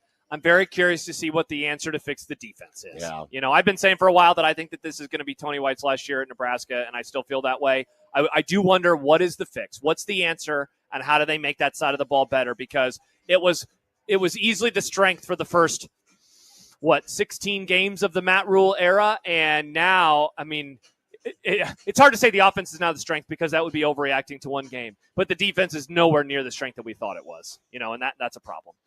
And 9.7 yards per pass attempt allowed. It's only the 3rd win in the Big Ten era when allowing more than 9 yards per pass attempt. Minnesota the last time, 2018. Frost first year. Yeah, Frost first year. Wow. So, yeah, just a weird game from that side of it. Did not play out anything like I thought it would. I thought it would be low scoring. I thought it would be defensive. I thought it would be a struggle to move the ball. Yep. It was not a struggle really for either team. And, yeah, while Wisconsin, had some of those superlatives, at the end of the day, it was 25 points, and Nebraska did make some stops when it mattered. They made forced down stop, got a couple of turnovers. So it was a winning effort, and now they move on to Iowa, and a weird circumstance in recent Nebraska-Iowa memory. Nebraska's not playing for a bowl game. They're already in. Yeah, now they're playing for a bowl, moving up or down or whatever. I don't Pride. even know. Pride. Yeah, and I don't even know if, from the player standpoint, that's what they're thinking of. This is a rivalry game in the true sense. Yeah, it is. Where it's just about, hey, we need to beat these guys. There's no other big picture narratives that really need to be defined because neither team's playing for a playoff spot. Sure, they could move up and down in the bowl pecking order, but again, at the end of the day, they're not really thinking about that. It's going to be fascinating to see how both of these teams react in such a circumstance. Real quick for Mitch, you had that stat. First time they've won a game where the opponent did whatever since 2018 Minnesota. Larry in Omaha. Nebraska gained bowl eligibility Saturday by winning a game the way Scott Frost wanted to win games in the Big Ten. An explosive offense and a defense that might bend but gets takeaways. Ironic. That's a great point. What a great comp. That is. I mean, that's what it was. It was a game the way Scott Frost had hoped it would be mapped out. Yep. All right. We are coming back. Mitch, Yukon hits Did they just tie it? They just tied it with 9/10 of a second left in Maui. Wow. On a right-wing jumper. I didn't catch who shot it. Oh, boy. And now Dan Hurley's excited. So, hey, we're going to get some overtime. There we go, little OT hoops. Here at Circa. Nice. We're in Las Vegas with Mitch Sherman next on 1620 The Zone. Nick Grimm for Circa Sports Iowa. All day yesterday, Josh Happer and myself were hanging out in the beautiful and massive Circa Sportsbook and playing along with all the action. You could do almost the exact same thing we three did yesterday, but from the comfort of your own home. Now, obviously, nothing compares to the real deal of the massive screen at the Circa Sportsbook and all the hospitality that you can only get in Las Vegas, but as far as the lines, the hospitality, and the interface you get on the app, it's basically the same exact experience at Las Vegas. All the live in-game lines, props, tight money line splits are just waiting for you. Tonight, we'll be watching Monday Night Football, which means we will also be playing along with you. That's what I was saying earlier. You and we're playing along with the same exact lines, even though we're half a country apart. How awesome is that? The tight money line splits for the Harbowl has Josh's Chargers at plus 128 to win. The points total for tonight's game is at 51, and Derrick Henry is sitting at plus 385 to score the first touchdown. Download your new sportsbook today and game anywhere in the state of Iowa and see all of the things available to you at the palm of your hand. If you or someone you know may have a problem with gambling, call 1-800-238-7633.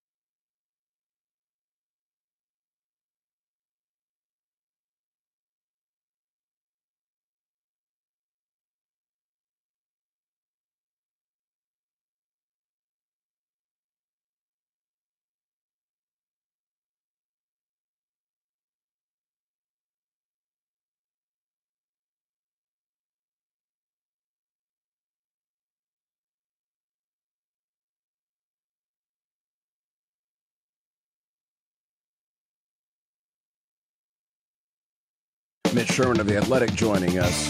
Hello, guys. The intent that he had in putting this staff together will overrule all of that, no pun intended. Yeah, you've got to get bigger and bolder every time, right? Call Mitch. Call Mitch. Call Mitch. Call Mitch. Mitch. Mitch Sherman of The Athletic joining us on the 42 Degrees The Source hotline. Mitch, good afternoon. How are things in the Big O? Things are well. How are things? Are you in Las Vegas, John? Yes, we're all in Las Vegas. We're here at Circa. Yeah, we're at Circa. We're watching the Yukon Memphis game here at Stadium Swim. Yeah, I'm envious. Sounds great out there. Things are cold back here. Yeah, that's usually the case. It is November the 25th. It is November the 12th. It might be cold, but it's warm in the hearts of Husker fans. There everywhere. you go. With their 12th win, or 12th win. 12th win. Hello, 6th win. 6th win. Hey, and a bowl bid. So it's quite a jump. It is quite a jump. Well, hey, next year. Hey, Dylan Raiola. Dylan promised. Yeah. Promised. Yeah. So does what you saw on Saturday? It seems to have justified this very unorthodox move that we talked about 2 weeks ago to bring in Dana Holgorsen, doesn't it? Oh yeah, I don't know how you can look at it any different. You know, whether it was the plays he called or the way that he said it or the stuff that he told them in practice or the players needing to just hear it from somebody else, and it was the same message. I mean, I think Matt Rule has downplayed the impact a little bit, but even downplayed, it's absolutely justified to have they've pumped new life into the season. Nebraska was not going to come out and score 44 points against Wisconsin by continuing to do what it did offensively up until the last 2 weeks. Mitch, in reading both of the stories that you put out in 24-ish hours following the game, one with Jesse Temple and one by yourself, you mentioned in each of them paying whatever it takes to make sure that Holgorsen is the OC next year. Is the anything in the way of that happening at this point in time? Is a potential head coaching gig opening up? Because otherwise it seems hard to imagine that he won't be on the sidelines calling plays in 2025. Well, I mean, I say pay him whatever he wants, but it's really more about money than it is about money. It's more not about money than it is about money, because he's got the mitigated damages from Houston. So right, he's going to make $4+ million. Whatever he makes from Nebraska or any other school is going to offset that money. He's going to get the same thing. So Nebraska can find ways to give him other perks, although I imagine that the Houston's lawyers would want to take a look at exactly what he's getting. It really, at the end of it, it's going to come down to his desire to want to be at Nebraska and what he thinks that he can add and what it can do for his return to coaching. We'll get the chance to talk to him tomorrow, and I think it's appropriate at this point to ask him about his aspiration. Is he in a position in his career, at a point in his career where he wants to be an offensive play caller and focus on that and not have to deal with some of the stuff that head coaches today deal with, a la Chip Kelly at Ohio State? Or does he have that ultimate desire to get back and be a head coach as soon as that opportunity comes up, assuming it's a good opportunity? I don't know what kind of opportunities he would have this offseason. It doesn't hurt the work that he does at Nebraska over the last 3 regular season games and then potentially a bowl game. Like he said a week ago, he doesn't know what he's going to be doing in December. So we want to make sure first that he's coaching at Nebraska in the bowl game. Clearly, if he's selling out entirely to be a head coach and an opportunity comes, he's going to leave. And I don't expect that that's going to be the case, but you have to consider it until they've signed him to a contract. So that's just like the world you have to live in if you have coordinators, whether it's Tony White or Dana Holgorsen, who could potentially be coveted by other places. But I thought about asking Matt Rule the question today about negotiations that could be ongoing or that could have started, or if they've started with Holgorsen to lock him up beyond this week. But I thought maybe it's a little premature for that. And as soon as the season's over and they get into bowl prep, though, I think that becomes top of mind. What best explains why Dylan looks so much more like first 4 weeks of the season, Dylan, than what we had seen the last month or so. Well, some of it had to do with the fact that Nebraska just had Wisconsin off balance, Wisconsin's defense off balance. Yeah. Wisconsin wasn't getting pressure on him, and pressure's been the number one thing that has hurt Dylan through the second half of the season. When he's gotten sacked and when he's been under heat and faced a lot of blitzes that Nebraska didn't handle well, he's struggled, and that's a piece of it. And then the run game getting going, Emmett Johnson and what he did in that game, the importance of that cannot be overstated.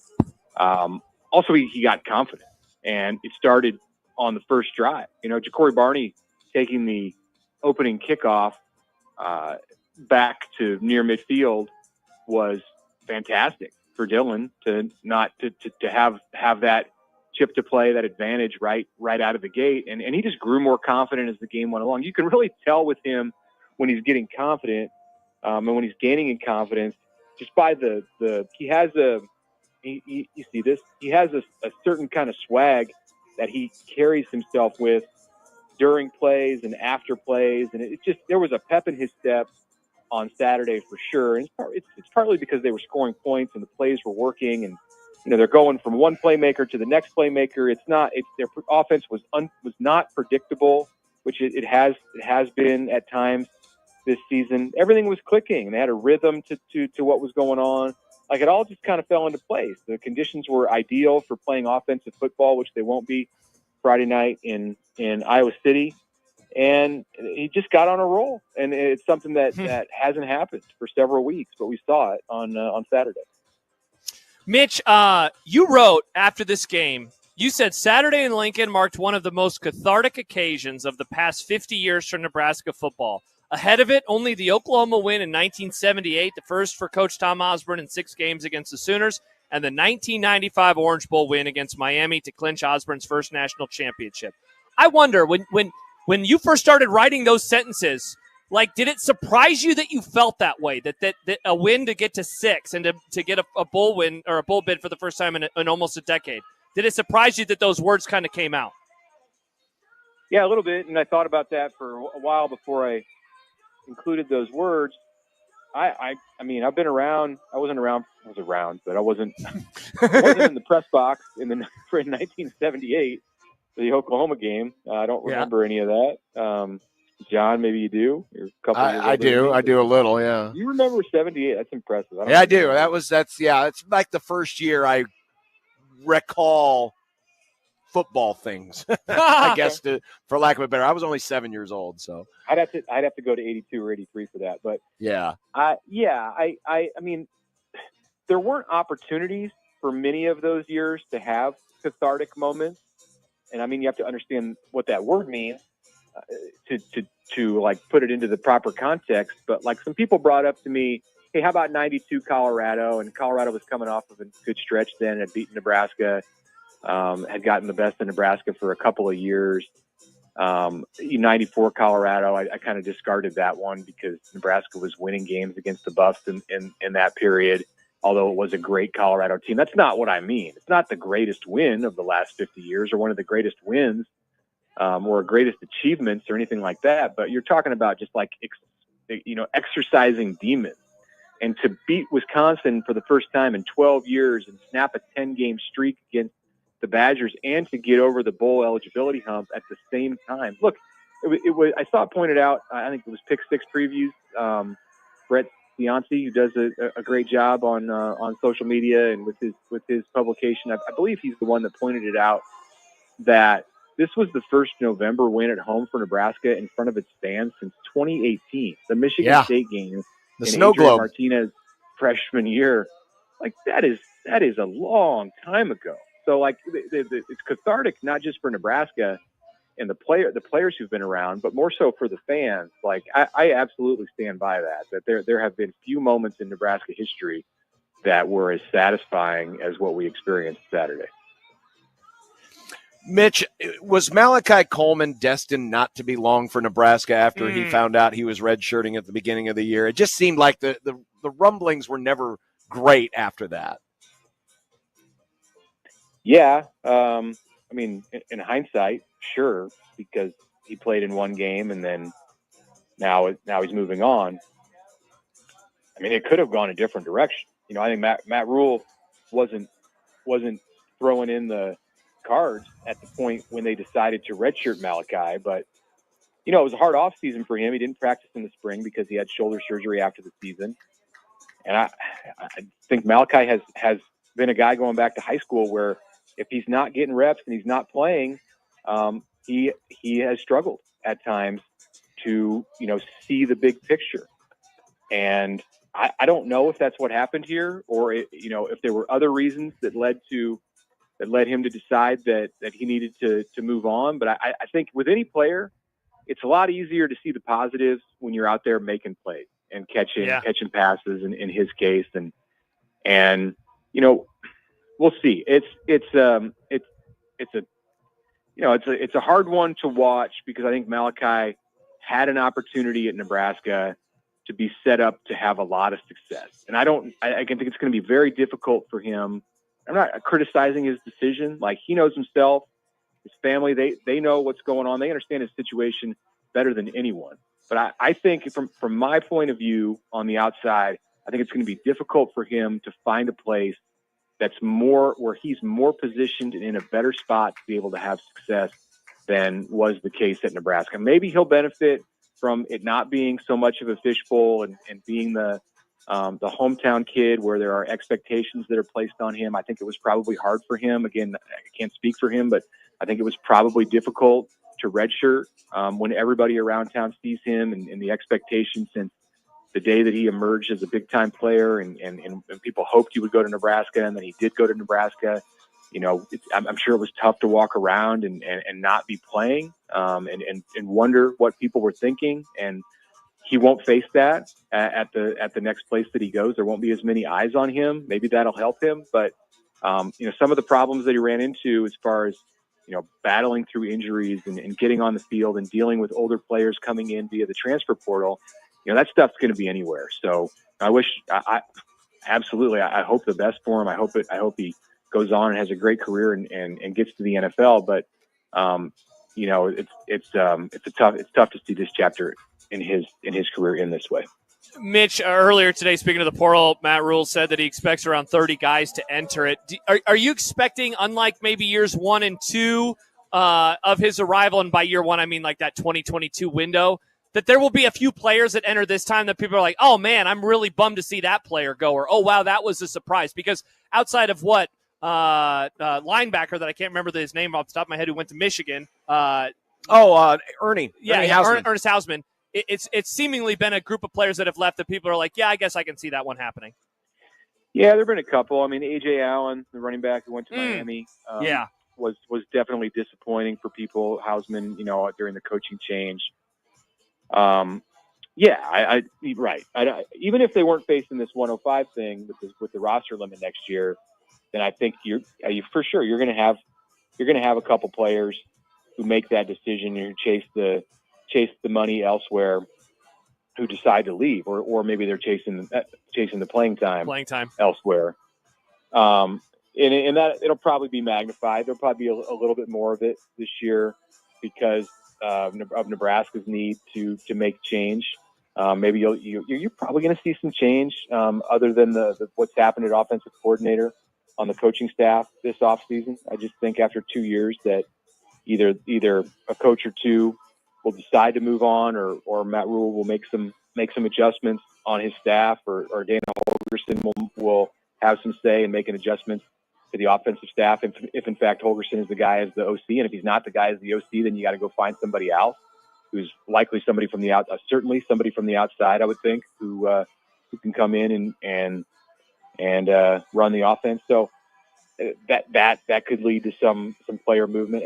I think it's going to be more than 30, Josh. I think Rule said 30 to 50, and you look at the numbers on the roster, and I think what Nebraska will want to add from the portal, plus the recruits that it's going to sign next week. We still don't know all of the rules as far as the way the 105 is going to be handled, and there needs to be some guidance, like today, right now, from the NCAA on exactly how that cap is going to work and when it's going to work. But if it's just a straight 105, that's it, then they're going to have to lose about 50 players. Mitch Sherman of The Athletic. It's a weird spot now because there's nothing at stake beyond beating a rival.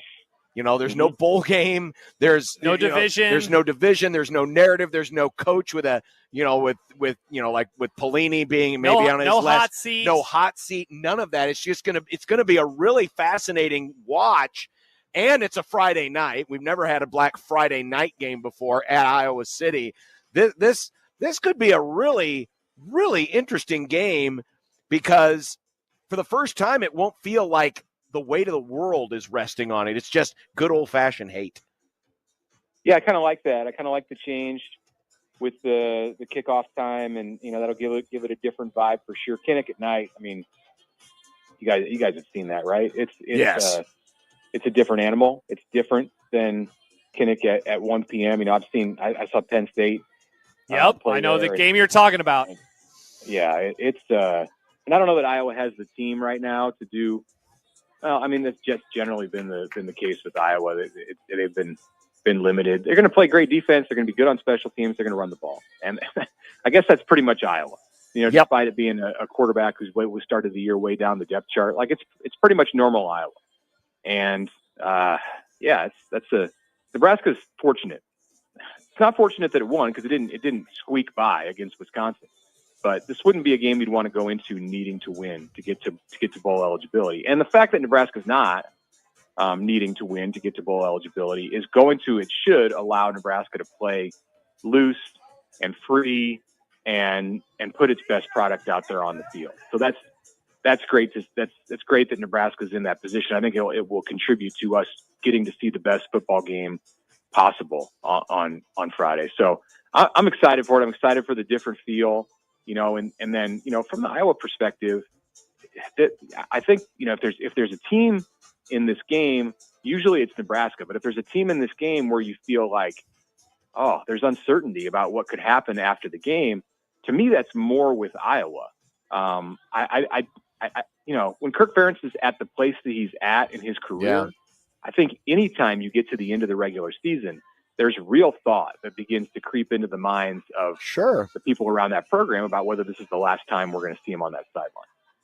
Hey, one more, Mitch, before we let you go. In your opinion, going back to Holgorsen, what's the lesson to be learned from this hiring? And I guess if you want to fold in the firing of Satterfield as well, just because I think the coaching staff is going to look markedly different next year. And I wonder if there is a lesson to be learned that they could apply to that with bringing in Dana Holgorsen. Yeah, shoot for the top. I guess just right. My first thought with you asking that question is aim for the top. Like, you're in Nebraska, and there are resources, and this is a place that has a lot to sell to coaches or players out there. So if you think that there's somebody at the top of your wish list that you want to get in your Matt Rule, or your Dana Holgorsen or your Tony White or whatever, don't settle.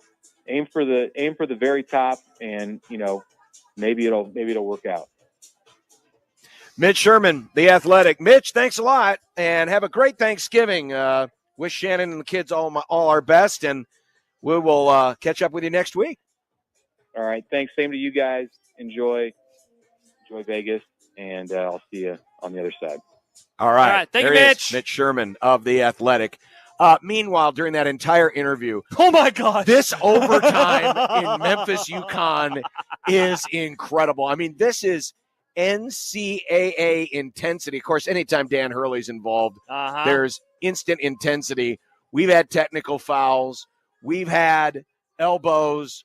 We've had Dan Hurley being restrained on several occasions.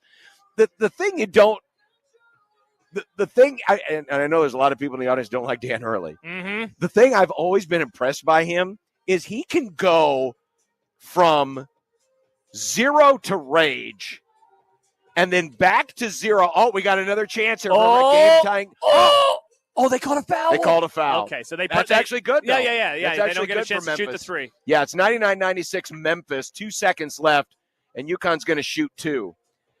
But how Dan Hurley can go from having to be restrained by his assistant to then dialing it back down, getting back in the huddle with his team, and giving instructions, say, okay, here's what we need to do here. The man's a lunatic, but he's a hell of a coach. And he's your favorite. He coaches your favorite team. My favorite non-Creighton team, Your yes. favorite non-Creighton team. My favorite yeah. Welcome to the Big Welcome East, to Memphis. Well, meanwhile, Penny Hardaway's like, what the heck is going on here? All right, 2 seconds left. They made the first free throw, 99-97. Again, I can't.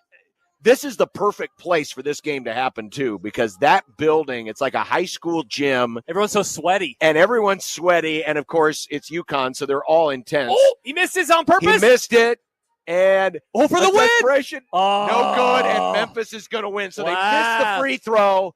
The ball came out. I wonder what the money line was on that. I don't know. That's a good question. Memphis was undefeated, but they were unranked. But Penny Hardaway and plus 350 plus on the money 350. line.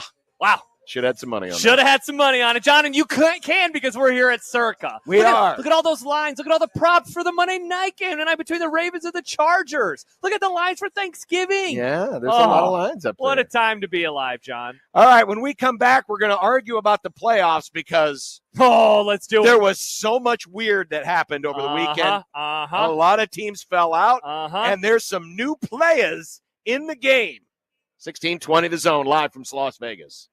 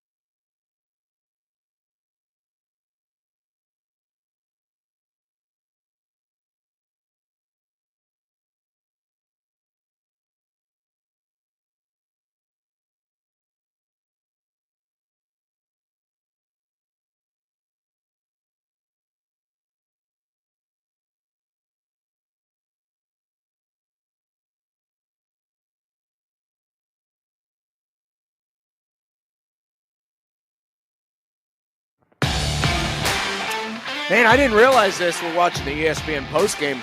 It's the 5th straight win for Memphis over a top 5 team. Oh my gosh! Beating Yukon today, 97-99 or 99-97 in the quarterfinals of the Maui Invitational. Of course, we'll have coverage of Creighton basketball tomorrow.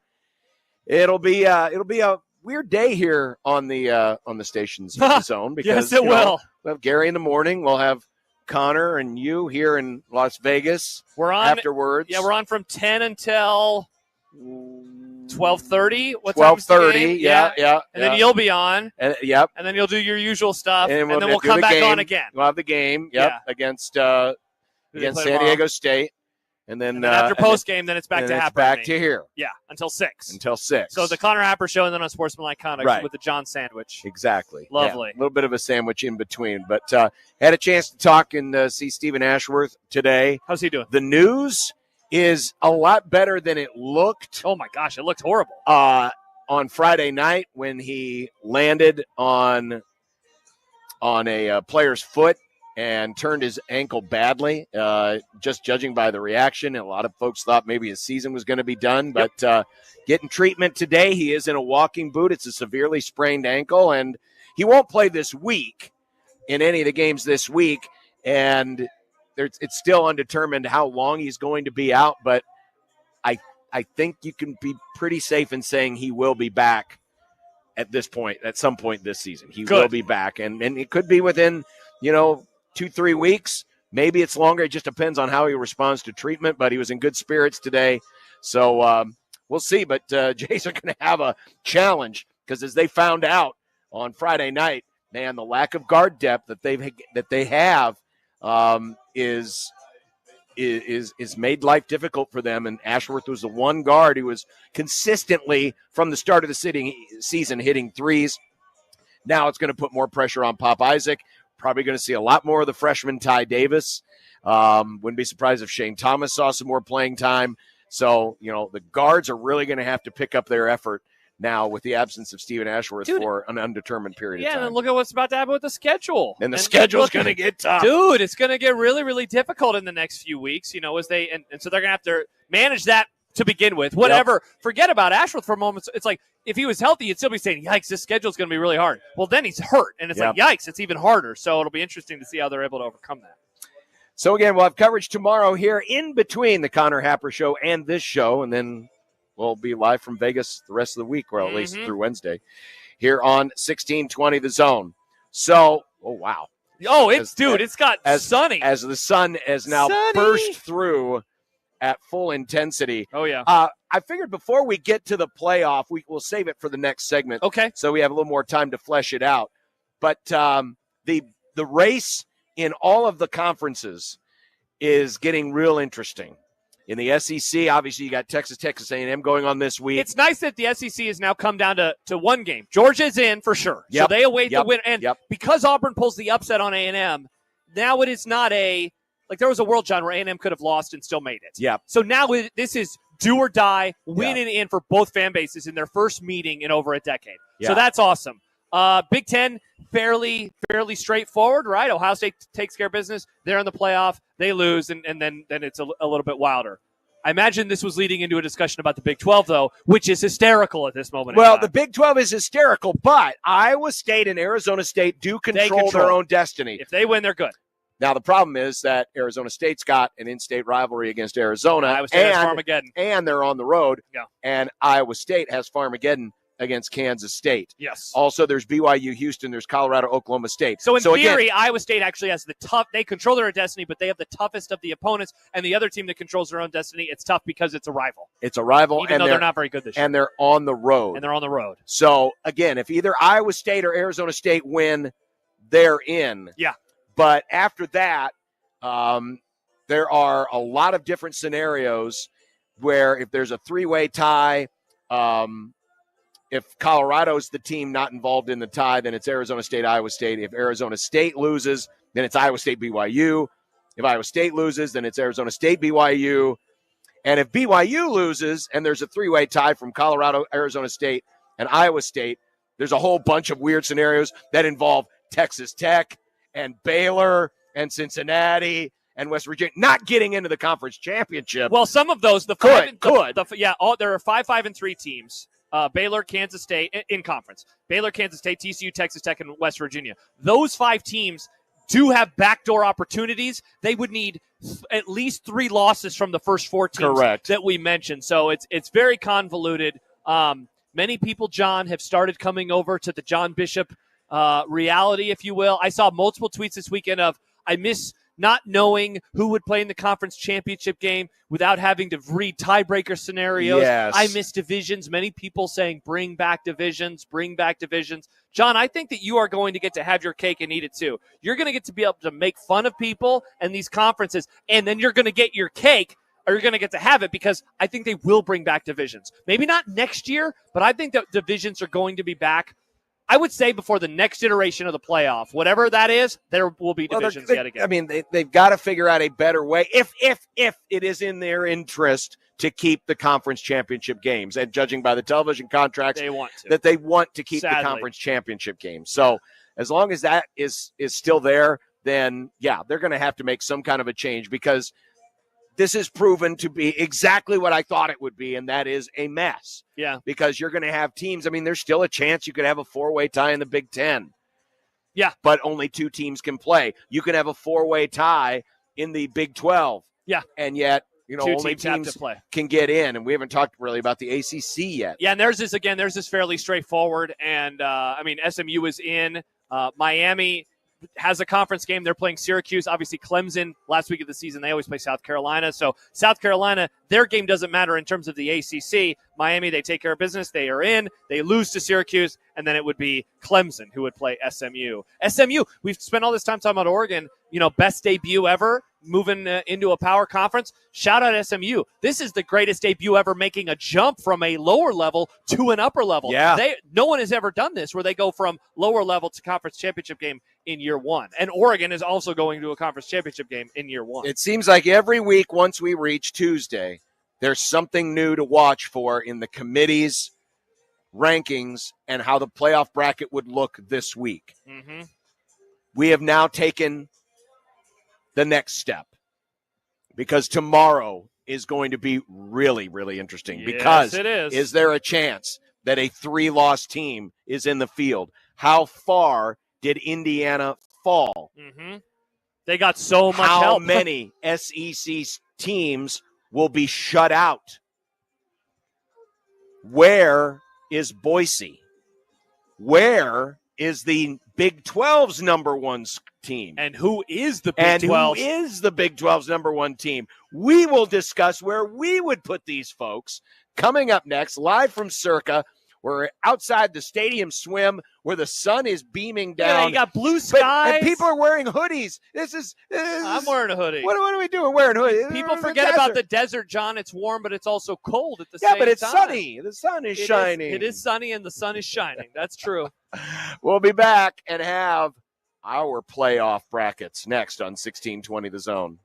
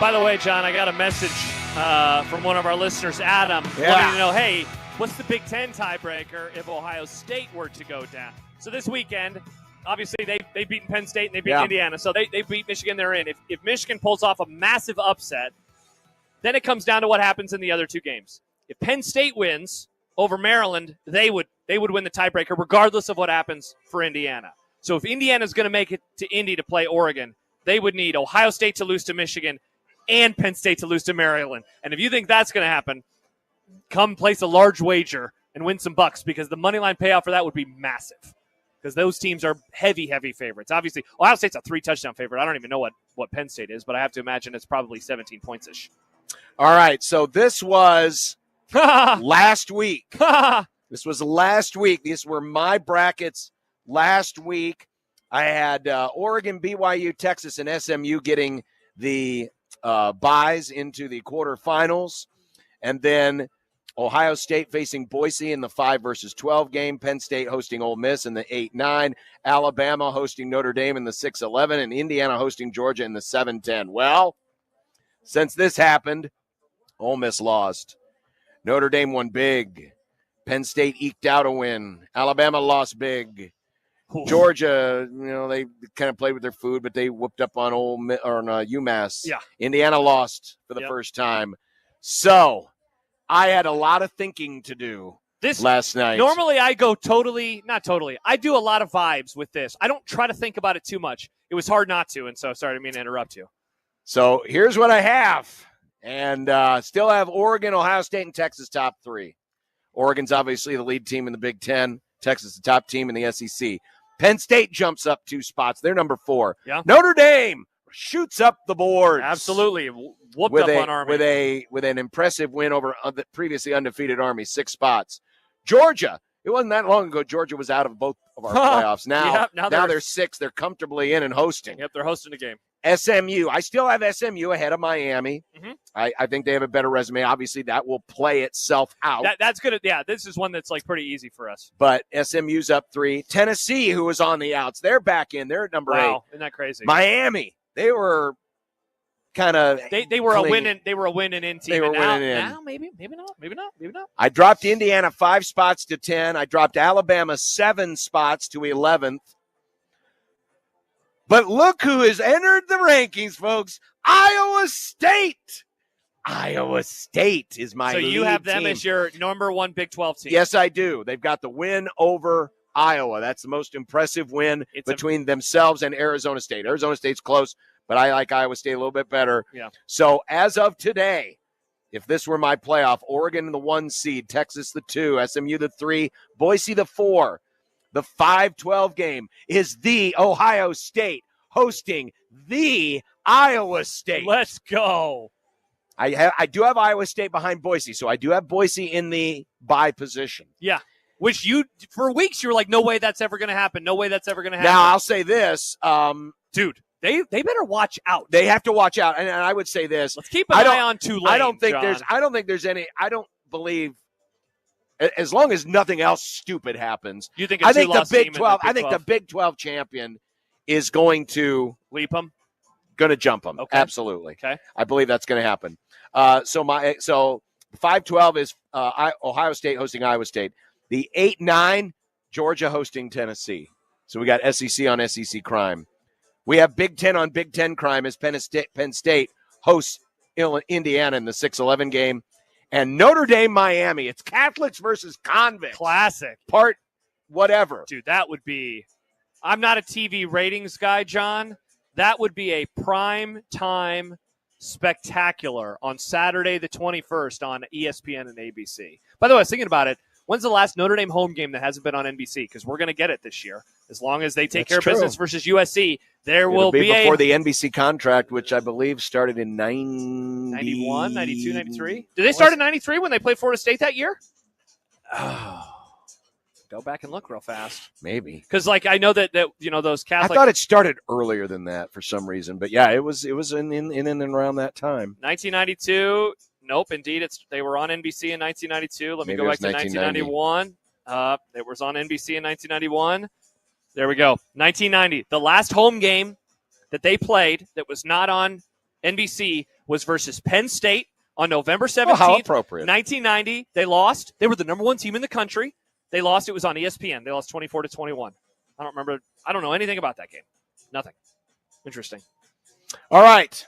So that's what you have. That's what I have. This was your bracket last week. Here, wait. Can you go back to yours? I want to take a screenshot just so we can do a little comparison, so we don't have to switch back and forth. Just so I kind of have your stuff up. Okay, perfect. All right. So here's what I had last week. I was Oregon and Ohio State, Texas, Indiana. I had Notre Dame at 5. And where do you have them now? As I literally just took a picture of your screenshot so I can look. You now have Notre Dame at 5. So we're in agreement last week versus this week. I then had Penn State, then Bama, Ole Miss. I just had that chunk of the SEC teams. Yep. And I tried to make sure it was consistent of this team beat this team, beat this team, beat this team. Correct. Then I had Miami at 11. I had SMU at 12. So they were my highest ranked, or no, they were my second highest ranked ACC team. Then I had Boise. Then I had BYU, and I had Colorado and Texas A&M. So that was what I had last week. This week, I did some changes at the top. I moved Notre Dame from 5 to number 3. I put them ahead of Texas, and a large portion of this, I'm rewarding them for a win over our Army.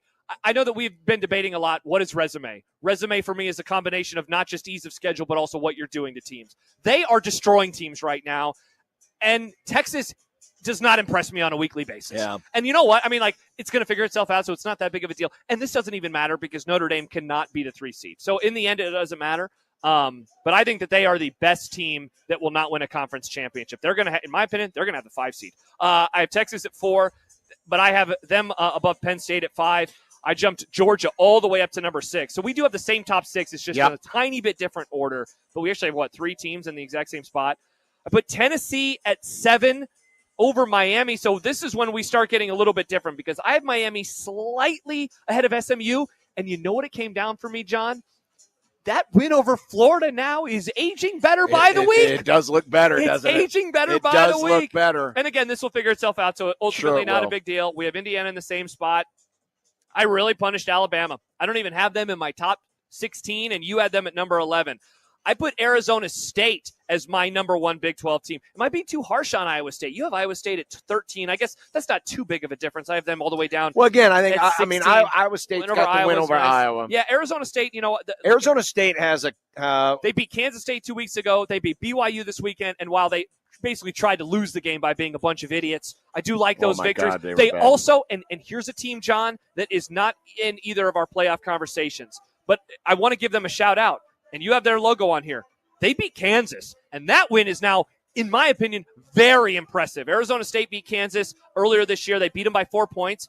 And while it's not like the end all be all, for me, it's one of the reasons that I like them. I have South Carolina at 12. I have Clemson at 13.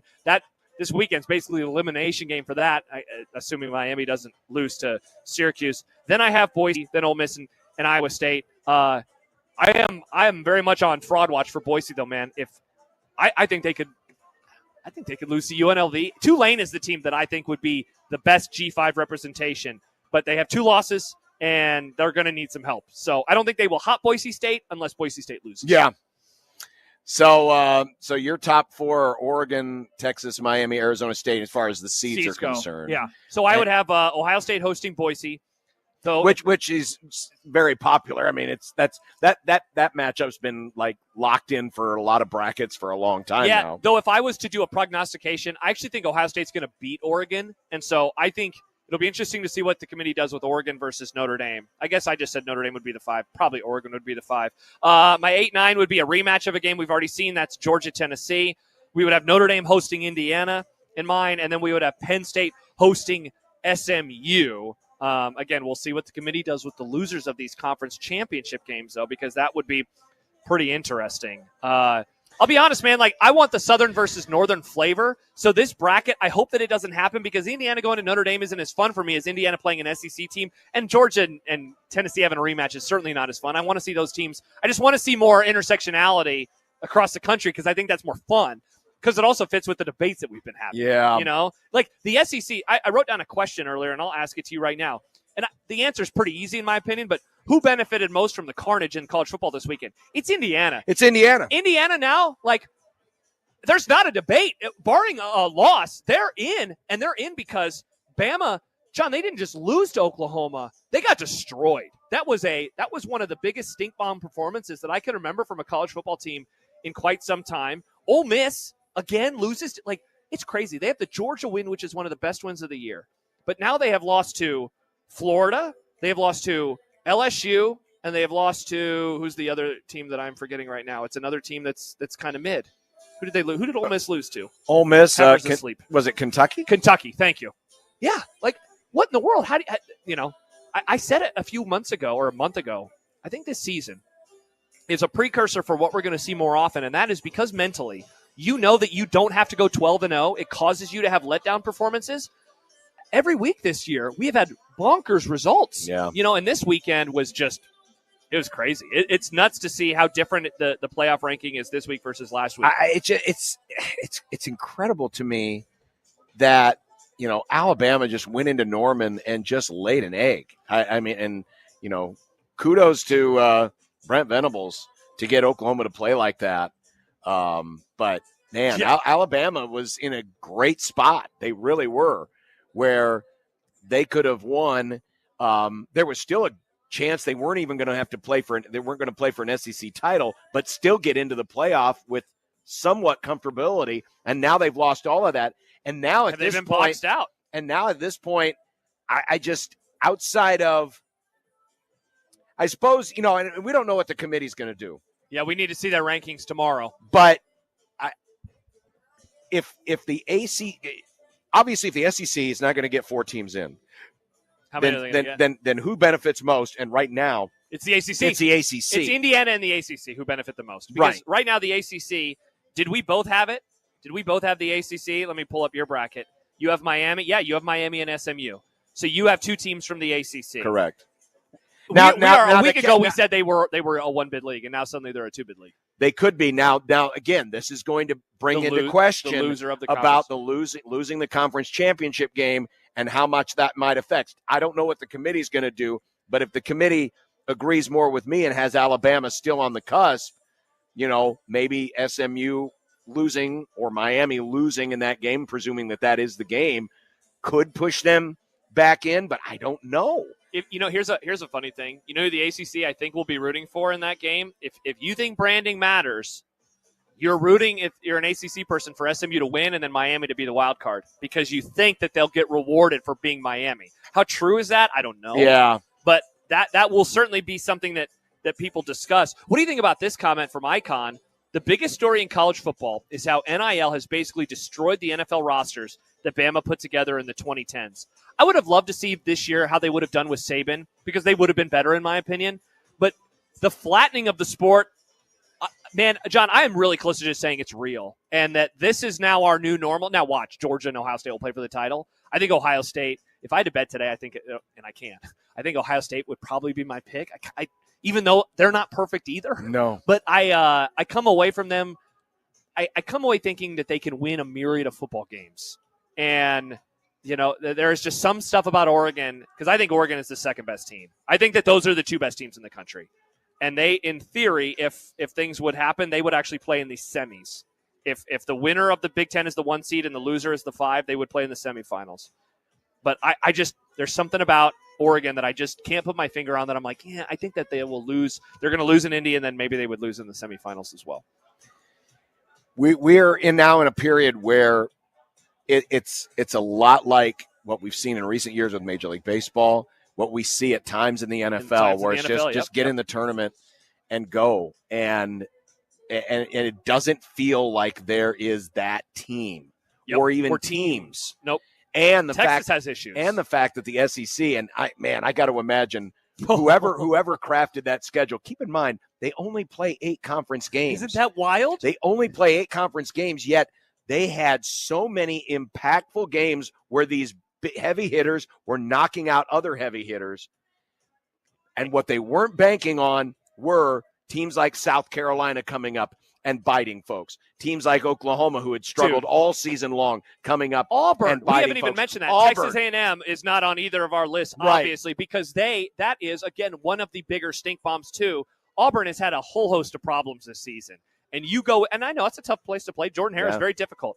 But to lose like that, and they're still, it's funny, they're not on either of our brackets, but they control their own destiny. If they beat Texas and they beat Georgia, they're in the playoff and they're a top 4 seed. Correct. I don't think that's going to happen. but it's very much on the table for them. But otherwise, they just played themselves out of the playoff in recent weeks. And how about, we don't have the clip in anymore, but how about that Freudian slip from Elko last week when he was like, we're focused on Texas. I mean, we're focused on Auburn. And then Auburn tweeted it out on Saturday And then night. Auburn said, Good luck. No soup for you. Oh. So, this is. Good luck, committee. Yeah, good luck, committee, tonight and next week. I'm sure more weird things will happen. Going back to what we said, we're very curious about losers of games. If Notre Dame rolls USC, them versus the loser of the Big Ten is the battle for 5 or 6, which means, and this is the huge benefit of being a 5, you get a home game, first of all, versus a 12.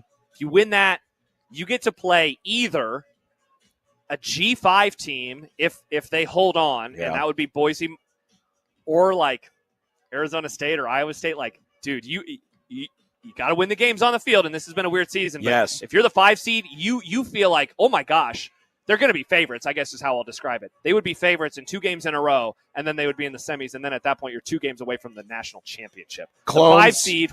Clones fans, how you feeling? How you feeling? You know? There's one of them. It used to be that the Iowa-Nebraska game got all the attention this time of year. Nope, not this week. In the state of Iowa, it's Farmageddon. How about this, too? Farmageddon ends the regular season this year. It's a massive game. And then next year, it's going to start at week 0 over in Ireland. Incredible. Ireland. Should be a lot of fun. Of course, the committee will have their new rankings coming up tomorrow. Coming up next, it's happy hour time. Yes, it is. You know, here it's only 2:49, but back home it's 4:49. It's so early. And this happy hour actually is legit because there's legit happiness. Oh, yeah. There's a lot of cream, not a lot of scarlet. And no tomatoes. Not a tomato as far as the eye can see. It's sad, no man, MAGA hats or tomatoes Man, to I be was- seen. The hats, we'll find them on Fremont Street. Oh, true. Oh, well, we good. Yeah. Good, says John. Yeah, make sure we can shop there. Maybe we can probably find sold that. out now. Maybe they still have that shirt that we saw in March. Yep. For Okay. John. For John. Merry All Christmas, John. Thank you. All right. Happy hour coming up next, live from Circa and Stadium Swim in beautiful downtown Las Vegas on 1620 The Zone.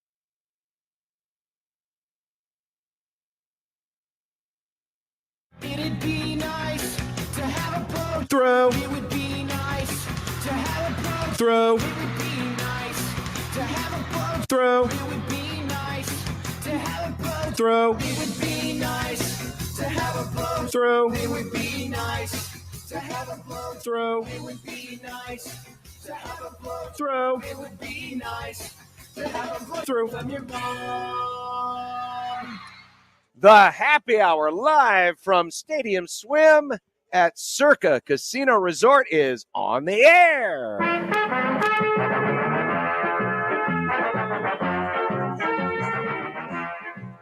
Oh, what a fun day this has been. What a glorious view we have had. Had an exciting basketball game we were watching. Had to deal with that annoying pain in the ass Jack Mitchell. Did you see that, Happer? I mean, that was prime stupidity, and I apologize. I apologize to all decent people out there John, for that trash. Are you that garbage. impressed or surprised that he put trash bags on everything before he did that? Got him! Like I said, Bozo. all he had to do was go in his closet and find those trash bags. Bozo of the week, Jack Mitchell versus Connor Happer. Yeah. He's the biggest bozo. He could be the next Nice. bozo. Nice. But if you want to relive anything that we've enjoyed so far, you can do so either on our website, 1620thezone.com, go to our podcast page where they're all uploaded for you, or you can go to our YouTube channel and you can watch all of it in its video glory live here from our cabana. At Stadium Swim at Circa. By the way, speaking of pods, there were some technical issues with the Happer Show earlier, but they got those fixed. They did. So all of the pods from the Connor Happer Show today are available as well wherever you get your podcasts. I am not sure. Is Joey aware of the intro to the Scarlet and the Cream? Probably not. We probably didn't. It's on the bottom. It's the Killigan song. I think it's the second from the bottom row. What's it titled? The Scarlet and I think the it's Cream? called the Scarlet and the Cream. All right. Give me a moment. I'll get to All it. right. Joey will find it. Joey will find it. He will. We believe in Joey. Yeah. Joey does a great job. We didn't practice this in rehearsal. No, we did not. We didn't do this part. I can sing it if you want. The Scarlet and the Cream. The Scarlet.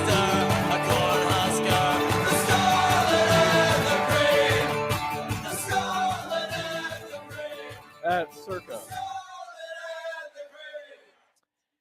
Well, we said there's not as much Scarlet, Oh, my goodness. and there's a lot more cream. Oh, yeah. Number one, Thomas Fidunny. Oh, hello. Got him. Did you see this? Did you hear about this? Well, first of all, he played in the game. Yeah. A little. Yeah, 2 plays. Had a couple of plays, was guilty of a illegal procedure violation, got sent to the bench, and never returned. Yeah. And the tight ends played pretty well. And the tight ends did play well.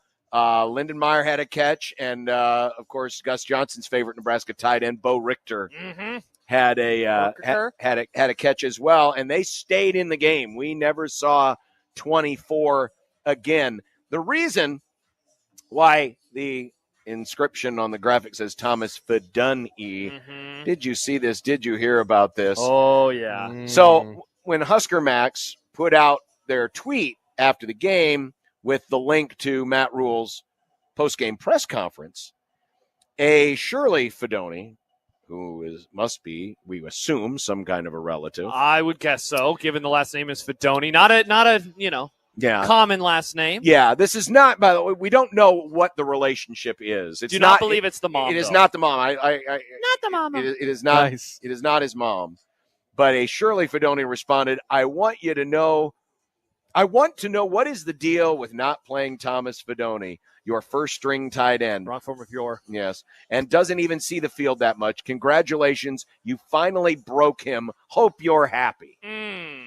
Hope you're happy. Now, of course, one weird social media post doesn't necessarily have to equate that someone is done, but you do have to wonder, based on how his star has fallen this year and how Dana Holgerson has come in and he's credit where credit is deserved. I was down on Mr. Banks. Thought Mr. Banks was a abject, very good point.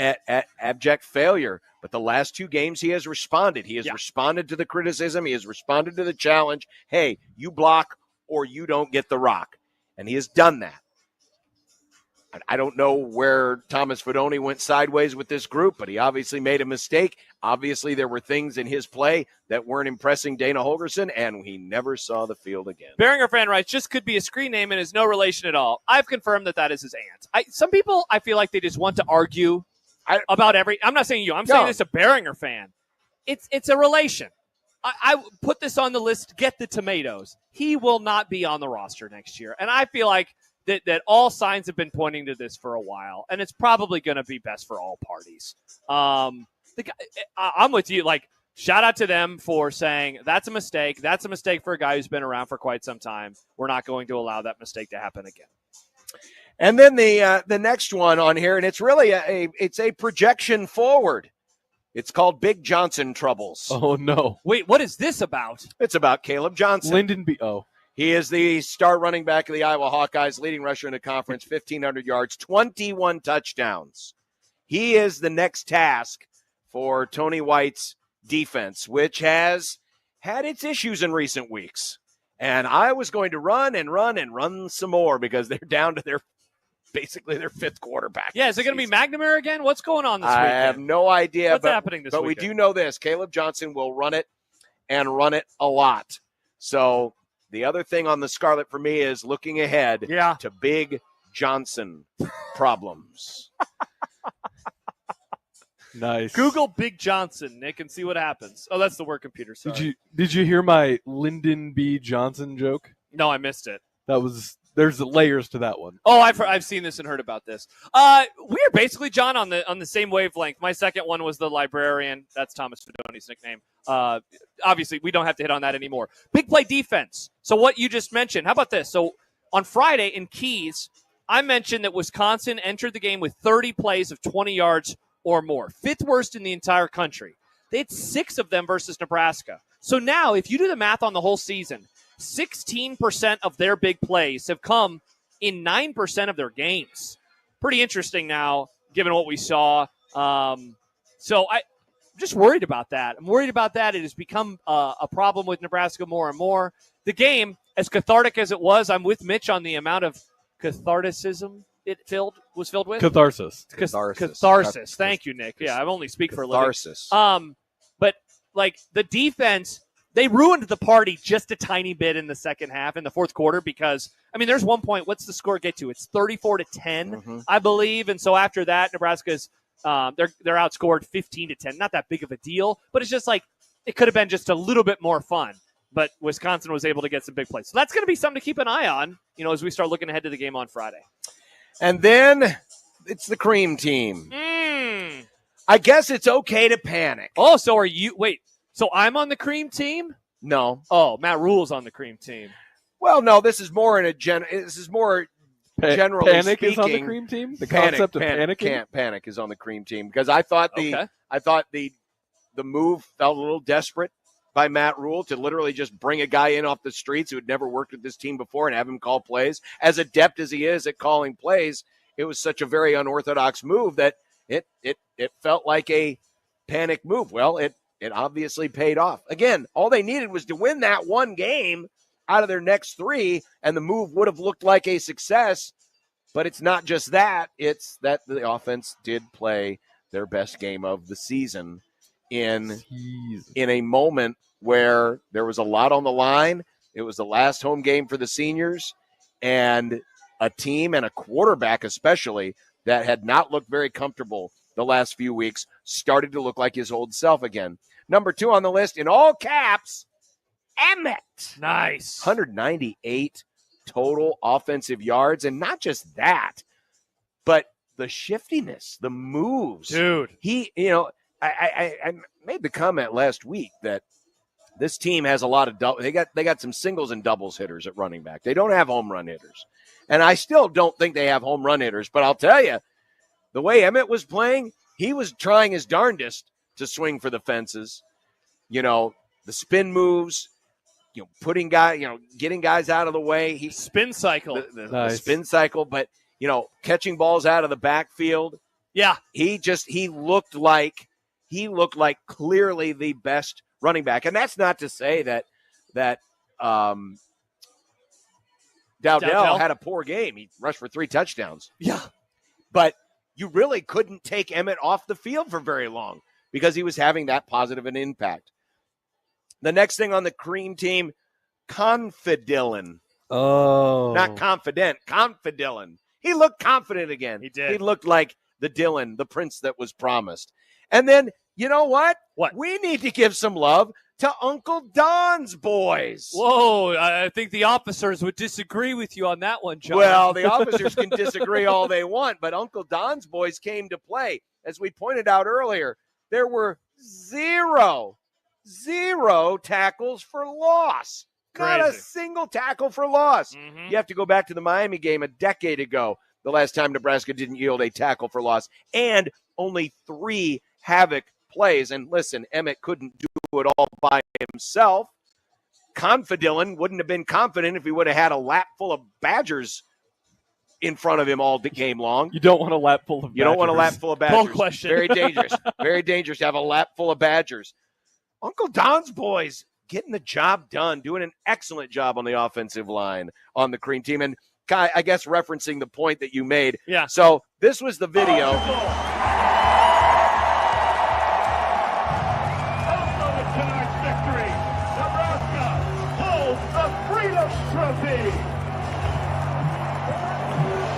Keep an eye on Huskers.com in the coming weeks for Nebraska's full destination and ticket information. We thank you for coming to Memorial Stadium tonight and all season long. And They leave. And then it gets settled down, and credit to Donovan for not escalating that, because I don't know how you would react, Josh, but if someone came up from behind me and jerked my arm around and tried to spin me around and got in my face, I don't care if he's wearing a uniform or not. My intensity's up, and of course, it's coming after a game, a lot of testosterone flying. Oh, yeah. Credit to Donovan Raiola for not losing his temper there and de-escalating what could have been a much worse situation. Yeah, at the presser today, Matt Rule said that he saw the video of Donovan Raiola and Fickle and the police officer. He said Donovan told him it was no big deal and didn't feel the need to comment much more on the situation. So, guessing they're just going to say, let's move on. And they did. And we move on now to Josh's cream team. And yet again, we are in agreement. We begin with Emmett Johnson. Agreement. Yeah. No. Wow, Nick. Wow. Really? Did you just say that? Just a couple more stats to go along with what you mentioned. The first one from Sam McEwen. Emmett Johnson had just 15 plays against Illinois. He had just 28 plays against UCLA. In the 2 games that Holgerson has coached, he has had 100 plays on offense, 48 and 52 this past weekend. I've long thought that he was the best back on the roster. I don't know if I ever saw him, John, though, having almost 200 yards from scrimmage, 198 total, 22 touches, 9 yards a touch. Big ups to Emmett Johnson. Cream team member number 2, Holgo the Oko. I wanted to hit on this in particular because we have wondered, what does it say about Matt Rule? What does it say about the type of team he wants to have, about the type of offense he wants to have? I wonder if he is going to get Matt Rule out of his comfort zone for the better, because late in the game, Nebraska has to settle for a field goal. Wisconsin then scores a touchdown. They go for 2 for some weird reason. And with 8:30 to go, it is tied, or it's not tied. Nebraska's up 37-25. They get the ball, they fair catch it, and here's what they do. Because I thought, all right, they're going to try to chew up as much clock as possible. We'll see. Pass for 10 yards, pass for 9 yards, pass for 10 yards. Boom, boom, boom.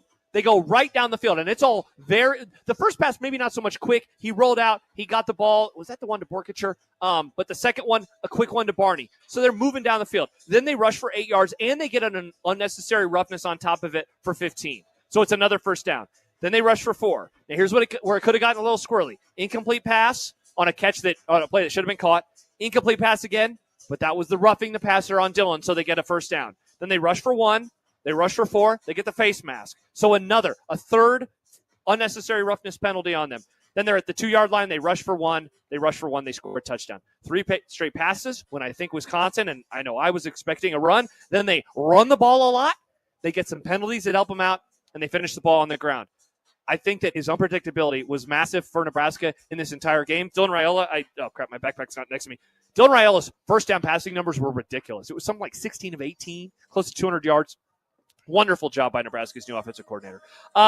Shout out to the fans for rushing onto the field and getting their moment of glory. I bestow upon you you are a member of the cream team. Wow. Oh, Johnny's on the cream team. Johnny is on the cream team. I'm happy. grief. I'm happy for the students. Pretty awesome. Wow, Andrew, didn't Josh mention something late last week about Emmett Johnson having a good game on Saturday? Good call. Did I say that? Probably. It sounds like something I would say. I'm usually correct about things. Oh. Finally, Matt Rule. You know, it was a pretty wild thing to do. He caught a lot of heat for it. The offense didn't really look a whole lot different last week. It was weird, right? I mean, and retroactively, people are still like, yeah, well, why did you bring in Satterfield to begin with, you know? It does seem like now there is a new lease on life. He was asked, what was the question? Do you feel like a weight has been lifted or whatever? And I mean, he was like, yes. You know, relief, that was the question. Do you feel a sense of relief? He said yes. I think everyone feels a new sense of relief right now, a new lease on life for the program. He didn't have to do that. He could have been stubborn like every other head coach around here, and he wasn't. And not only do they end their long streak, they do so against a team and a program that people hate. And they won by 19. I mean, the game was essentially, we haven't even mentioned the end of the first half today. Nebraska has a touchdown that is called incomplete after review. Then they do another pass. Yeah. Banks makes one of the best catches of the season. Then the next drive, Wisconsin fumbles on the first down. They run a quick play to the sidelines to give themselves a little bit more room. Hull knocks in a field goal. Suddenly they're up by 14. The game was not over in that moment, but it went from 14-10 to 24-10 in the blink of an eye. And I know in that moment, as I was driving the cross train, I was like, they're going to do this. Like, I don't think that they're going to blow this. And I think he deserves a lot of credit for that. By the way, according to senior analyst of the program, Jed, Nebraska has now made 8 consecutive field goals, most since 9 in a row in 2020. You know, we probably could have put a 5th person on the cream team, John Hull. Wow. Ever since the disaster at Hull on the Purdue, cream team. he has been money, and the kicks look good. They do look good. They look good. I mean, this isn't Jordan Congdon, eking it over the line and, clearing the crossbar by 2 feet. These look like big boy kicks. Yep. And they're splitting the uprights. They're going down the middle. And incredible. There were a lot of folks who said, hey, listen, this dude's good. I mean, he can kick. He was not. But the whole operation was just out of whack, and it really. Whole operation. Nice. It threw off everything.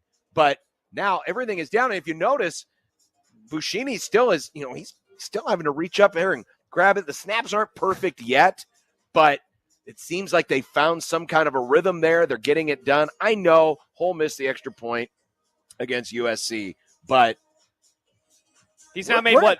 He's made 8 in a row, and it's 8 most since 2020, and it's 8 since we did that thing. And so now we're all wrong. Nick had the highest number of 7. Yeah, and you all laughed at me. We did. Nick, 7. Well, we didn't know if they were going to try any more field goals. Now they're not afraid to try field goals. And it's so They found their interesting you hole. say that, John, because going into the Ohio State game, we said that. I thought that was the beginning of either no more field goals, or I guess I didn't even think that they would do this. I thought that was the beginning of no more field goals. I thought that they would miss one in that game and they would never kick them again. And now you're right. How about, again, the end of the first half scenario? If that would have happened against Ohio State, there's a part of me that thinks, or before Ohio State, that they try for the end zone a couple of times. Yeah. This time, they do a smart play. I think it was like an 8-yard play to the sidelines, get out of bounds, set up a shorter kick. They knock it in. And you're right, the snaps are still not great, but the other part of the operation is. John Hull's going to be your kicker from here into the future. Oh, yeah. There's no kicking battle going into next season. All right, coming up next, we'll talk a little bit about what happened in the NFL yesterday. We're getting closer to kickoff tonight as well. You'll be able to hear Monday Night Football, the Har Bowl. Oh. Is this Har Bowl 3? Yes. They played in the Super Bowl, and there was a regular season game. Wasn't that on Thanksgiving? I thought it was on Christmas, but maybe you're right. I thought it was the evening game on Thanksgiving one year. But either way. I think you're right. Har Bowl 3. Yeah. The Ravens and the Chard coming Chargers, up. Go. Oh, let's go, Joey. Go Chargers. I got in predictions. I put I picked Chargers +3. Yeah, it was bad for me, wasn't it? Yeah. Man, this sucks. Yeah, it was really bad. That was the one saving grace I had this weekend was predictions went very well. How was it for me, though? I said the Seahawks would win. You called me an idiot. We did. Hey, shout out to my preseason pick of the NFC West. I'm looking pretty good there. My wife, Brett Maher cream team. We've been giving flowers to Holgerson. How about Maher coming in and shaking things up and making things better? Brett Maher, put him on the cream team. Grab it. There you go. Brett Happer says, why Maher's not? on the cream team. I didn't. He's next not week. on there. Next week. And we will be back. You know, it's so nice to look out, and it's 5:14 where we live, and the sun is still out. Isn't it glorious? Should we move to Vegas and do the show from Vegas? Oh, that sounds like fun. But it's still Central Time. Sounds like a good time. I don't think we could work Let's just that. put Vegas on Central Time. There we All go. of it. No, let's put Omaha on Vegas time. Yeah, Omaha. Yeah, needs I to be on want to Vegas be time. Pacific time. Yeah. This time zone rocks. We'll be back to Circa and Stadium Swim after this on 1620 The Zone.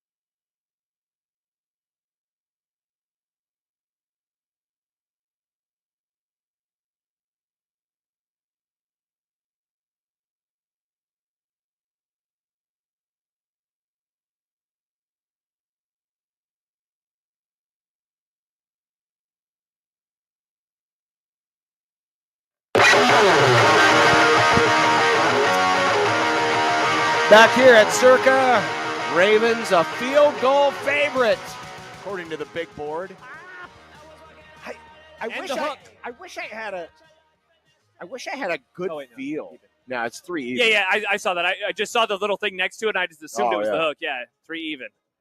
Yeah, man, we were just talking about it. I don't have a great feel on this. Otherwise, I'd like to put a little cheddar on this. Yeah, because I like the Chargers. I think they're a really good team, but betting against the Ravens is scary. Just because in any game, Lamar and Derrick Henry can just destroy you over and over and over. But I think the Chargers are a really good team. And the Chargers do have a good defense, so it did not play very well on Sunday in the second half last week versus the Cincinnati Bengals. That is true. But teams that did play well yesterday, yeah. Sadly, the Philadelphia Eagles. Dude.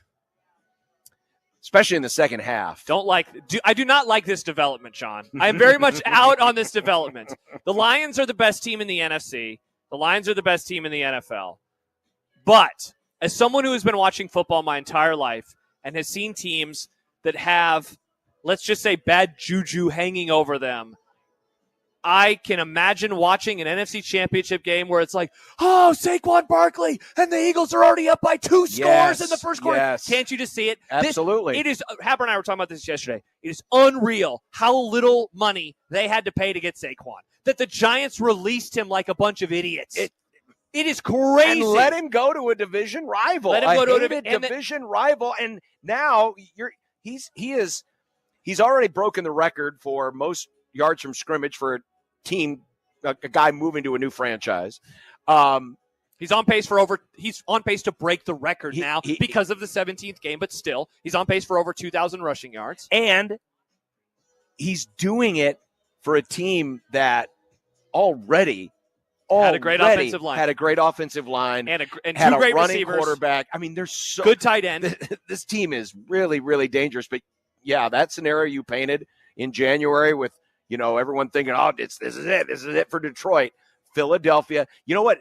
Philadelphia looks like one of those teams that could spoil another team like teams used to do to Philadelphia. Yeah. You remember the Bucks when it looked like, oh, they're going to the Super Bowl, and the Bucks beat the Eagles. In the McNabb era. Yeah. They have that look about them. Yeah, right now they're staring down at the 2 seeds. So you're feeling good because I think the 7 seed in the NFC is going to be a team with a ton of flaws. Because right now, the 5 and the 6 are the Vikings and the Packers. Barring a collapse, those teams in some order will be the 5 and the 6. So the 7 is going to be the runner-up from the West. It's going to be the Commanders. I guess maybe the runner-up from the NFC South. Your Rams or the 49ers. Does one of them sneak in? What I'm saying is like a very flawed football team. So they're gonna start off feeling pretty good. They're not. I don't think they'll get upset. And then if you win that game, the Lions would have to face the lower seed, but then you're probably looking at some combination. I mean, I guess maybe you're looking at a combination of one of the NFC North teams and the Vikings or the Packers, because I would pick both of them to go on the road and win in their first playoff game too. And so maybe that's what they're looking at. But they do what you want a good team to do. They play good defense. They get after the quarterback, but they have a run game, man. And running football is very much back, and having all the other weapons, they're really hard to stop. They have either they have the best or the second best running back in football. I think the best. I think he's better than Derrick Henry because he's just younger a little bit. He has a little bit more shake to his game. A couple weeks ago, it looked like the Seahawks were going to be the team that was going to circle the drain. Dude. And now, late rally at San Francisco. And then yesterday, they shut down what has been a really effective Cardinal offense. Dominated. Just absolutely dominated them. And now the Seahawks look like the best team in the West right now. But this division, it fluctuates. I still think we're 2 weeks removed from you being like, I think the Rams could do it. And now look at it 2 weeks later. Now 2 weeks later, it's completely different, though. I'm wary of the 49ers. I mean, interesting. I was going to ask you, do you think they're toast? They get healthy because Purdy should be back. They get healthy. There's still enough talent on that team where they could make something happen. The problem is the 49ers have already lost once each to the other three division teams. So they've got that working against them. And I think McCaffrey's done. At least this year, he does not have it in his game anymore. No. He looks a step slow. Yeah. He looks a step slow right now running the football. Packers on the other side of that 49er game, awful dominant. Packers. I know it was not, a full strength San Francisco, but Green Bay could have easily been playing with their food. They 100%.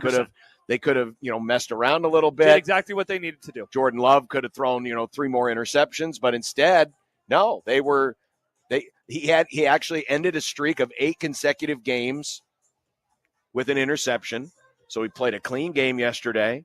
And he had that Watson drop, too. They should have had even more points. They could have scored 40-plus. The crazy thing is, in that division, you have the Lions, the best team. You have the Lions, the best team. The Vikings are a game back, and the Packers. The Packers would be leading any other division. Well, they wouldn't be leading the East right now. But they would own the tiebreaker over the Eagles. But they would own the tiebreaker because they. Never mind. No, they lost. But they'd be a game back. Yeah, but they'd be behind everybody, or they'd be ahead of everybody else. But speaking of the other team in that scenario, so you just mentioned them, Minnesota yesterday, kind of dominating throughout much of it, but then they allow the Bears to get back into it, and now the Bears, a Hail Mary away from being 5-2, have suddenly lost 5 in a row, and they sit way, way, way, way back. And man, Mike Schaefer, Vikings fan, he'll text me and we'll talk about the Vikings sometimes. And I know that there is, and I think all Viking fans feel the frustration of like, what is it about them? Why can't you buy in? What is it about them? And I always tell him and others, it's one thing. It's your quarterback. People don't buy into Sam Darnold because look at the rest of the teams that we have just spent some time talking about. Eagles have been to a Super Bowl with Jalen Hurts, and even if you're down on Hurts, you cannot be down on his skill talent. The Lions, even if you're down on Jared Goff, you appreciate everything else about him, but he's playing so well, and they're on their way towards home field. Geno Smith has gotten his flowers recently. You mentioned Jordan Love and his performances. But Sam Darnold, we've seen him, and it's like, yeah, but he kind of stinks, and he's bad. And are you sure you can win a championship with a really great defense but a so-so offense? But, they got 2 great receivers. The best receiver in the NFL. And they've got Hawkinson back. And they have Hawkinson back. I came away from yesterday, even though they almost lost, come away thinking, am I too down on them? Because I don't really consider them in the mix for the Super Bowl, and maybe I should because they have some really good players, and I think they do have a really good coach. And credit to us. Credit to us. To you and me? For talking him off the ledge about his Dolphins. Dude. What did we tell you about the Dolphins? That they weren't toast. They weren't done. I'm still confused why Nick was so down on them because it's not like they've lost. It's not like they had come into this game on a losing streak. They'd beaten the Rams and the Raiders, and then they destroyed the Patriots yesterday. I've been watching them choke all season in games that they should have won, though. Nick, they didn't have their quarterback for weeks at a time. Now he's back, sans the guardian cap. Yeah, he's not spearheading Nick, into people. They lost. Well, not okay, yet. So the games that Nick is talking about, they beat the Patriots. They lose to the Colts. Sure, you don't want to lose to the Colts. They lost to the Cardinals, who were solid, and they lost to the Bills, who are the best team in the AFC. That's not anything to cry into a cereal bowl about. There's nothing on there that says, wow, these guys are terrible. Watching the game, just the eye test, they looked bad in all of those games. Interesting. Yesterday was the first time I think I've seen them, and I'm like, oh, this looks like the Dolphins from last season. Yeah, they dominate. The final score is not indicative of how much they dominated the Patriots. They won 34-15, and they murdered them. And now it sets up for, look, the middle Thanksgiving game is the worst of all time. And Bears-Lions, I think, could be interesting, though I think the Lions will win comfortably. Dolphins-Packers at Lambeau. Nick, I think you should be looking forward to this. Not that you're going to win, but I think this year's group really wants to prove that last year's playoff loss in the cold is not who they are anymore. I'm fascinated by this game on Thanksgiving night. I really am. I don't know where I'll be watching. A buddy of mine's going to be there. Get ready for Jason Garrett on the call. That's right, Joey. Never mind. I'm not I'll be at Thanksgiving. I'll be talking with my family. And guess what the weather forecast is? Is it chilly? Cold. 33 and light snow. Well, it's not negative 15, so people won't be losing limbs. That's true. No limbs lost. Maybe the Dolphins should wear their white uniform so they can blend into the snow and really confuse the Packers. All right, so here's what the Dolphins have.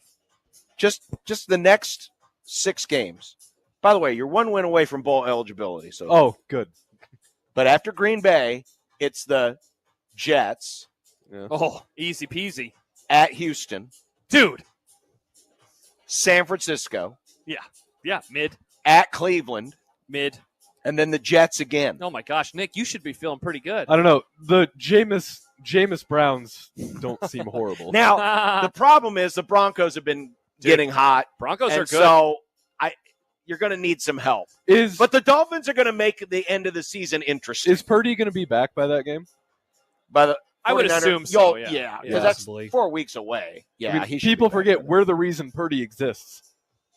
Because when the Dolphins played the Niners the last time, they took out. Was that Trey Lance? Who? They took out Jimmy G. Jimmy G. The Dolphins took out Jimmy G. The and then Dolphins did give us Brock Purdy. We started that. You did. I did that. Yeah, it's tough in the AFC. I'm with John. I'm not going to guarantee that they're in the playoffs because the Broncos are playing really good football, but they're going to be in the mix. It does seem like the AFC playoff picture is pretty much set right now. It does. And that the Dolphins are going to be the only team. Dolphins should have asked to be moved to the AFC South. They are a Southern team, That's after all. true. Dude. Also, every other team in their division is in the same 500-mile area. I said it earlier that the Texans-Cowboys game last week gave me so much pause on Houston for their prospects for winning anything of note this season, and then they go and they lay that stink bomb with Connor Happer rooting for him all day yesterday. Disaster. Pathetic. He just needed a tease for him.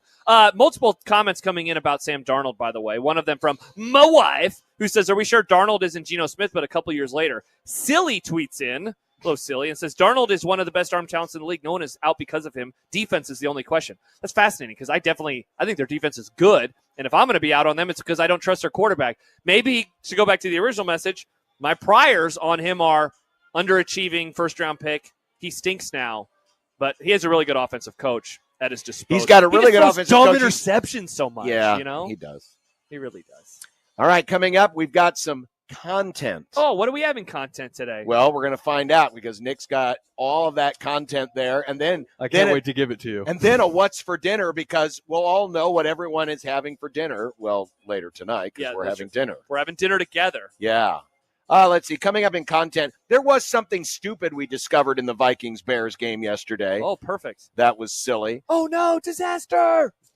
Oh, and speaking of the Jets, Aaron Rodgers news. Oh no, is he joining RFK? Maybe. Maybe. I think their owner might want that. Yeah, probably. We will be back to Stadium Swim at Circa Casino and Resort. What a gorgeous day the Lord has given us today. Nice. Wow.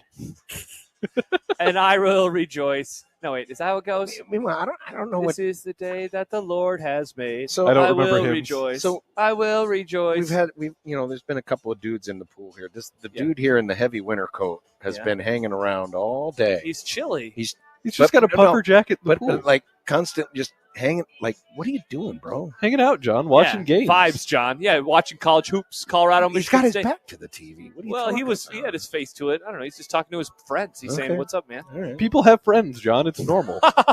Is it? Be back after this on 1620 The Zone.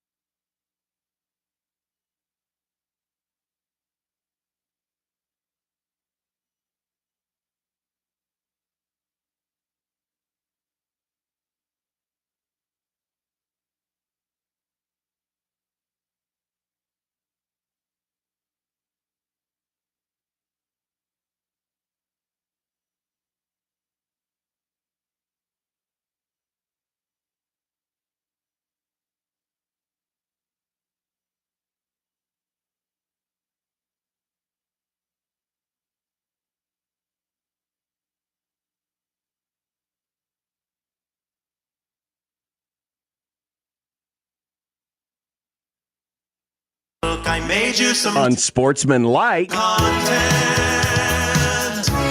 Unsportsmanlike content. Unsportsmanlike content. Content. Content that's unsportsmanlike. Well, we certainly don't want to overlook the greatness that is Thanksgiving week, but we are looking forward to helping out the youth who could use a little holiday happiness, and that's the Stuff the Truck event, which is coming up, let's see, early December. It's next week. For some reason, it's next Friday. It is next Friday. Yeah. It is next Friday. Stop by the Zone parking lot. Yeah. Oh, we'll be out there. Unwrapped toy. We brand will new be toy. out there. Bring it out. Give all the donations go to Toys for Tots. It's brought to you by Woodhouse Chevy, Molina Healthcare. Bring them by Monday through Friday, 8 to 5. If you can't be there on the day of the event, which is next Friday and Saturday, at our studios at 50th and Dodge, Stuff the Truck with the United States Marine Corps and Toys for Tots, 1620 The Zone. Content time. Content. According to Diana Rossini at The Athletic, it appears increasingly likely that Aaron Rodgers, who is banged up, could be placed on injured reserve or possibly benched over the next few weeks, signaling the end of his disastrous time with the Jets. She added, some around the league say they won't be surprised if Rodgers is cut in season. How big of a surprise is this? Not much, given that he was already on the downhill slide, and then the Jets said, oh, no, we can finally get our quarterback. Here he is. It's Aaron Rodgers. And then, of course, his Achilles blows up at 5 plays into the last season. Oopsies. And the weirdness, though, continued. He's old Remember and all the washed. talk about how, Some of us saw this coming. it's so much less stressful here. Yeah, poor little Green Bay, Wisconsin. Too much drama for Aaron Rodgers. Yeah, let's take my weird ass act and move it to New York City. This will work great for everybody. Yeah, no, it hasn't worked great for anybody. No. I am not shocked by this at all. It's one of the greatest takes I've ever had that Jordan Love and the Packers would be better than Aaron Rodgers and the Jets. You did indeed have that take. It is not surprising in the least. He had been regressing at the That end. I'm right? No, it's not. At the end of Green Bay. Why I expected anything different, I have no idea. Saquon Barkley set We the have to talk about him again? It's Saquon. Saquon, sorry. You're John, he cost me money. Set the franchise record. I wish your team stepped it up last night, John. I needed that. Eagles I minus wish my 2.5 team live would have line, stepped baby. it on. Set the franchise record for most rushing yards in a game last night when he went for 255. He added 47 receiving yards as well. In a season without an obvious MVP lock, should Barkley get a look? Look, man, we've been talking about this. You know, that where one of my hot takes recently was that if Mahomes and the Chiefs could get to 15-2 or 16-1, that he would be someone to watch out for. What? Like, won't there be a groundswell, especially if he gets close to Dickerson's record? And he has certainly leveled up that offense. Yes, he to has. the point where, like, we saw him at the end of last year, and now we see how different it is this year. Like, when you think about the true spirit of the award, it's hard not to think, oh, yeah, he is actually a large part of that. Will that end up happening? We'll see. Absolutely, he should be in the MVP conversation without question. Right now, if the vote was today, I'd put him there, number one. He is it. He is it. We could have a year where we finally don't have, quarterbacks winning the Heisman Trophy and quarterbacks not winning the NFL MVP. I wonder when the last time that happened was. The 49ers were embarrassed by yesterday's 28-point loss to Green Bay. The game featured numerous penalties for last year's NFC champ, including back-to-back plays on defense with 12 men on the field. Brock Purdy wasn't on the field, but are we willing to say their season is toast?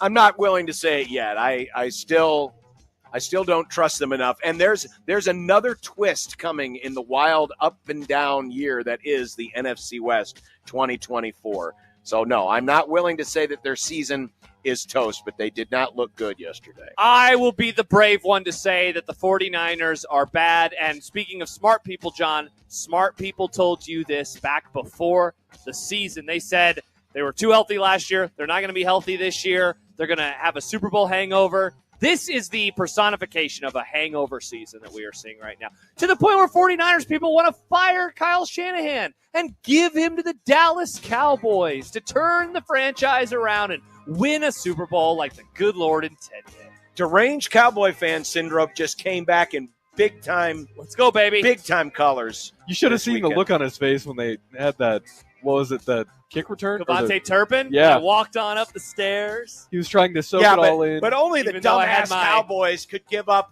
the 88-yard play to McLaurin. I mean, that It was was a great play. that was epic Cowboy incompetence. He did. He bet against I know. it. I didn't get to And enjoy you it. bet against Hater. them. Yeah. Why, who would bet against their favorite team? Yeah. Exactly. Yeah. Oh, I'm in my feels. A deranged Cowboy They- fan. Oh, we're gonna and then they screwed you. Even when the Cowboys win, they screw you. I know. They cost And me you money. like this But then team. I went What to is the wrong roulette with you? table, and the roulette table said, "Here, Josh, we'll give you that money back." I think Josh might have like I don't know, Stockholm syndrome when it comes to the Cowboys. Maybe I do. Maybe we should call it glory hole syndrome. Because of Jerry Jones. That can be treated by preparation 8. Mac Brown, at age 73, says he intends to return to North Carolina next season as head coach. After a disappointing 6-5 season featuring losses to Big Jim Madsen and most recently Boston College. Boston College, I don't believe it. Is it time for the Tar Heels to move on from Mac? Absolutely it is. He quit on his team in the middle of the year, and then he came back like 5 minutes later. It's time to move forward, man. He is not in it for this job anymore. He's getting way too old to coach, and to give it his all like he needs to, no. Sorry, Mac. You did a great job in the 90s. He did better than I expected him to when they rehired him, but no, it's time to move on. Yeah, this needs to come to an end. I mean, I get it. These coaches, sometimes they just can't let go, and it always makes me uncomfortable when these guys can't let go. I swear so many of them are haunted by what happened to Bear Bryant, where, within months after he retired, he was dead. Coaches can live for quite a while. Marv Levy, look at Marv Levy. Many. He's almost 100 years old. I'm 100. Bo Pelini, not coaching anymore. He's Look still at living. him, still having a great. Yelling at people about spaghetti. It could be, but I do like spaghetti. Mac, come on, Mac. Let it go. Or North Carolina, just let him go and just say, thanks for the memes. Mm-hmm. We discovered yesterday in the NFL that coaches' challenges could not use boundary cameras even if they were available in the stadium. Why, you ask? Why, Nick? Because not every stadium has one, and it would be an unfair advantage. It can only be used on official reviews from New York. What the heck? This was a weird play. It happened yesterday. So Jordan Addison running down the sidelines and appears to step out of bounds, and a coach's challenge is issued. But they can't use they have a boundary camera, which means there's a camera that goes right down the sideline. It sees it from end zone to end zone, right down the sideline. Sea to shining sea. But in a coach's challenge circumstance, they cannot use the boundary camera. But if the play had happened inside of the last 2 minutes and it was a New York challenge, then they could use it. This is the dumbest thing I've ever John, heard. it's the most valuable league in America, in the world, and they can't figure out challenges for every stadium because they don't have the setup properly? Not every broadcast has pylon cameras. But they can use the pylon camera if they need to adjudicate a replay. Now, apparently this is all going to get fixed. Apparently this is all going to, get settled down, and every stadium's going to have the boundary camera, and this won't be an issue. But come on. You use every angle that you have available to you, no matter if it's a coach's challenge or a challenge from New York. By the way, before we get to the end of this segment, we'll have some news on the Class A state championship game. Some some serious news. We'll get to that in a couple minutes. As they disassemble the track here in Las Vegas, comes word that F1 is finally approving the General Motors entry, meaning that Cadillac will be racing in 2026. Am I happy that F1 is making America great again? I don't know. Are you? I'm happy that Cadillac is coming in, because Cadillac in the endurance races, like the 24-hour races, they have made some very good cars. Yeah. With some very good engines, and I'm excited to see what they can do in this new space. My dad had a Cadillac. Cadillacs, good cars. So yeah, I am. I loved the way AM radio sounded in my dad's Cadillac. When I think of my dad's Cadillac, I think of listening to the Tony Kornheiser show. I think of my grandpa 75 Scottsdale. There you go. I love that car. Man, AM radio. I saw a Cadillac racing down Las Vegas Boulevard today. Did you It was really? like they were getting ready for it or something. Nice. Finally, it's Harbowl night. We'll probably be watching the game somewhere. Oh, yeah. Who knows? We never really decided. Anyway, do you guys have any predictions for the game tonight? Maybe you can go and bet with one of them.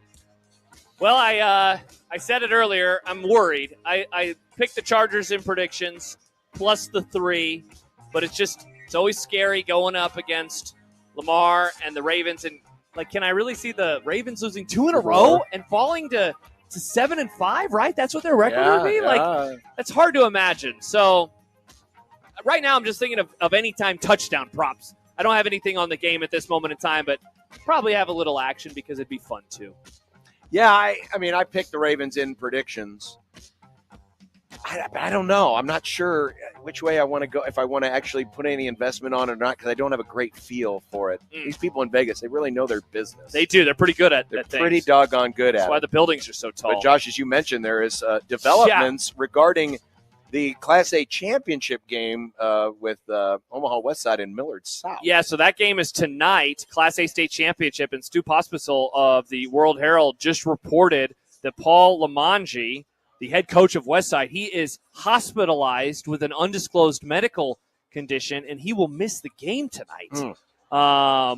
As Pospisil pointed out, he was the 2023 World Herald Nebraska Boys Coach of the Year. He's been their coach for the 2 state titles.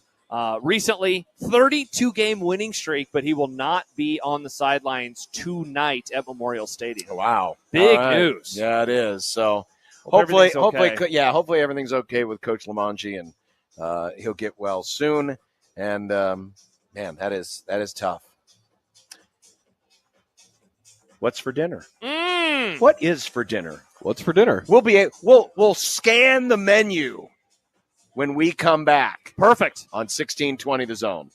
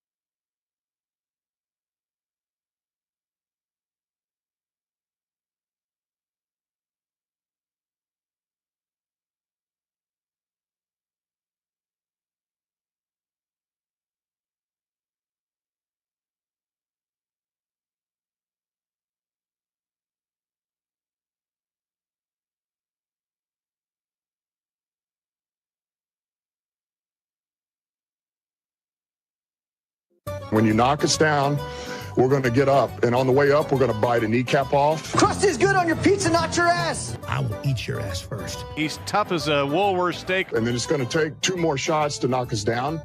All right, and on the way up, we're going to take your other kneecap. I'm ready to hang them up, gut them, and skin them, and chop them up. You know what? I'm ready. My daughters aren't starving to death. I'll eat my neighbors. And we're going to get up, and then it's going to take 3 shots to get us down. And when we do, we're going to take another hunk out of you. Cliff, what are you going to take away as your best memory from playing basketball at Boston College? Probably just like going out to eat.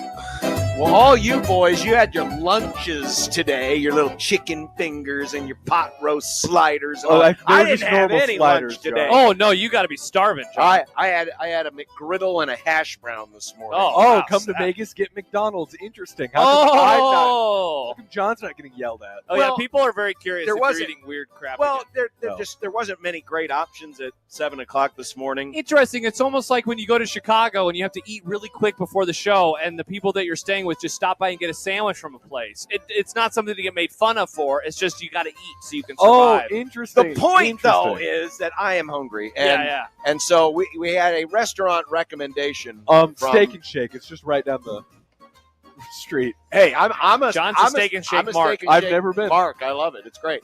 Carson Kitchen was recommended by Mike Schaefer. Yep. Have you looked at this menu? I have. I mean, just the appetizers.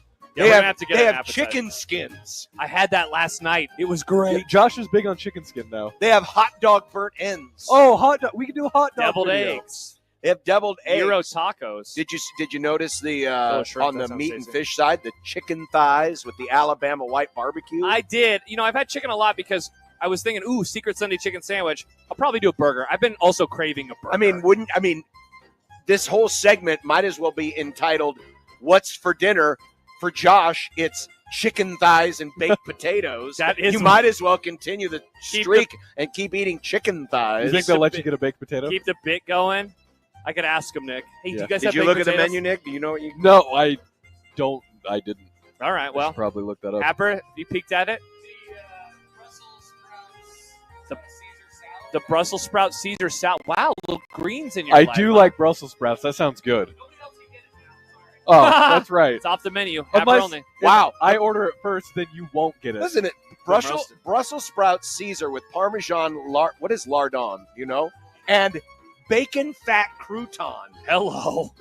I like those things. That sounds pretty good. Cocoa espresso New York strip sounds interesting. Lardon, John, is a small strip or cube of fatty bacon. Happer, good choice, bro. That sounds tasty. Yes. Oh, they have rabbit. I haven't had a rabbit in years. Yeah, this looks pretty good. Yeah, shout out Mike Schaefer. Yeah, shout out Mike Schaefer. So we'll do that, and then we'll come back and we'll watch a little football, and then we won't see John until who knows when. God knows when. Well, if you guys show up on Wednesday after... we'll see on Wednesday. Well, they will. I'm after leaving. The show. Going home. You're leaving. You're going home, and I'll be here for several more days. Hey, oh, John, you can keep vlogging after Happer leaves. Happy Thanksgiving from John Bishop. John vlog. How about this? So we were watching the Yukon loss to Memphis earlier. Yukon dropped their first game of the season in overtime. Dan Hurley tells CBS Sports he doesn't feel his OT technical cost Yukon the game. This is a tweet from Matt Norlander. I think it was the poopy calls, he said, adding, I would expect to come to play in an event, and I don't know too many back-to-back national championship teams that get that type of whistle. And then Matt Norlander continues. Hurley told me he believes he got the T in OT, not because of the cursing at the official, but because he fell to the ground in disbelief over McNeely's over the back call. He was also aware of how his behavior came off. Dan Hurley, what I gave the cameras today was Oppenheimer. Oh. Good Lord. He was on one today. It's November 25th. I missed the one where he flopped to the ground. Yeah, me too. Oh, my God. Wow. But again, the dude goes from 0 to rage back to 0 where he's like, did you ever see the classic Phil Hartman sketch where he plays Ronald Reagan where he's Connor's car. Connor's car. But, he's talking to the little girl. Well, little girl, you did a great job selling Girl Scout cookies. And then they escort her out the room. And then he's like, all right, now let's get back to the board. And they're showing like maps and they're, it's a great sketch. Iran-Contra, how to smuggle weapons. It's a great sketch. Great sketch. Theo, writing on the YouTube page, Proud of the bosses for paying for another Vegas trip. Thumbs up emoji. I think the bosses. Thank you, bosses. The bosses are called Circa. No, and our great sales staff. Thank you to everyone who has allowed us to come here. John is leaving Circa after this, and he won't come back because he'll be busy. I will be busy. But we say thank you. Thank you for your service. Absolutely, Thank you, Circa. yes. Thank you, Circa, for hosting us here. This is a great cabana. Where, you can look out over the Stadium Swim, big screen. Big screen. What? I'm just Oh, looking isn't it around. amazing? I'm just John, wait until you watch a football game in there. You are going to be blown away. Blown away. Especially when you lay a dime on the Ravens -3. Yeah, we might do that tonight. I'm joining you on that one. I'm going to do -3 doing on the Chargers. +3. Yeah, we're doing. Well, Or I'm John's doing a the Ravens +3. guy. Well, yeah, you could do +3. a teaser and go I could do a -3 on the teaser. Chargers if you'd like. Oh, a reverse teaser? Yeah, you could do an alternate line, I Nick. think I'm going to do the Derrick Henry first TD. I like that one. Not bad, Nick. Not bad. Not bad at all. Mm-hmm. All right. Well, again, a reminder that tomorrow Gary Sharp will start things off in the morning, and then Connor and Josh will do the first of 2 shifts. It'll be like the College World Series again. Oh, where there's instead a of pregame 20-minute and a between game. Instead of 20-minute shows, it'll be like normal shows. Yeah, kind of. Yeah, so Happer and I, reminder that tomorrow then is Topic Alert Radio. Get in your finest topic alerts. Happer has the graphic. He will share the graphic tomorrow. I've got a few baseball topic alerts. Oh. John, Nick asked yesterday, and I have given him this great honor. He will be the new voice of wooden bats and rubber hats starting February. Can't believe you're giving up something that you gave He birth begged to. me. I did beg him. Please, can I do it, please? I had tears in my eyes. You've given up wooden bats and rubber hats up for adoption. I have to come up with a new name. The name's changed every year. Don't you have to like get it? Don't the foster parents have to be approved into the system? Now you're just handing it over willy What do nilly. you mean I'm not approved? I think I've earned it. So 12:30, I'll take over from MGM Grand with the pregame 1:00 tip off against San Diego State. And then as soon as my post game's done, back here 3:30ish, somewhere in there, probably, right? Are you doing a normal post game show, like a it'll 30-minute post-game show? it'll be like 3:30. Okay, so we'll be back on then for 3:30. We got to figure out our guest situation. Yeah, we got to figure out our guest situation for both shows. All right, we'll figure that Oh, out. you have Sip, vibe it We'll out. have Sipple, and then Sip. maybe Brunts. We'll have to figure out with Brunts. We'll figure it out. I'm not worried. We'll figure it all out. You'll be fine. All right, it's gonna be great. Thanks to everyone here at Circa and Stadium Swim. And thank you to Joey. And thanks Thank to you, Joey. Joey. Yeah, Good work. Joey. The great Joey. He had a good weekend at least. Yeah. Oh yeah. He Must did. be nice. Yeah. Oh yeah. Raise your hand if your football team won. Screw you, Bo. Oh, bye. Bye.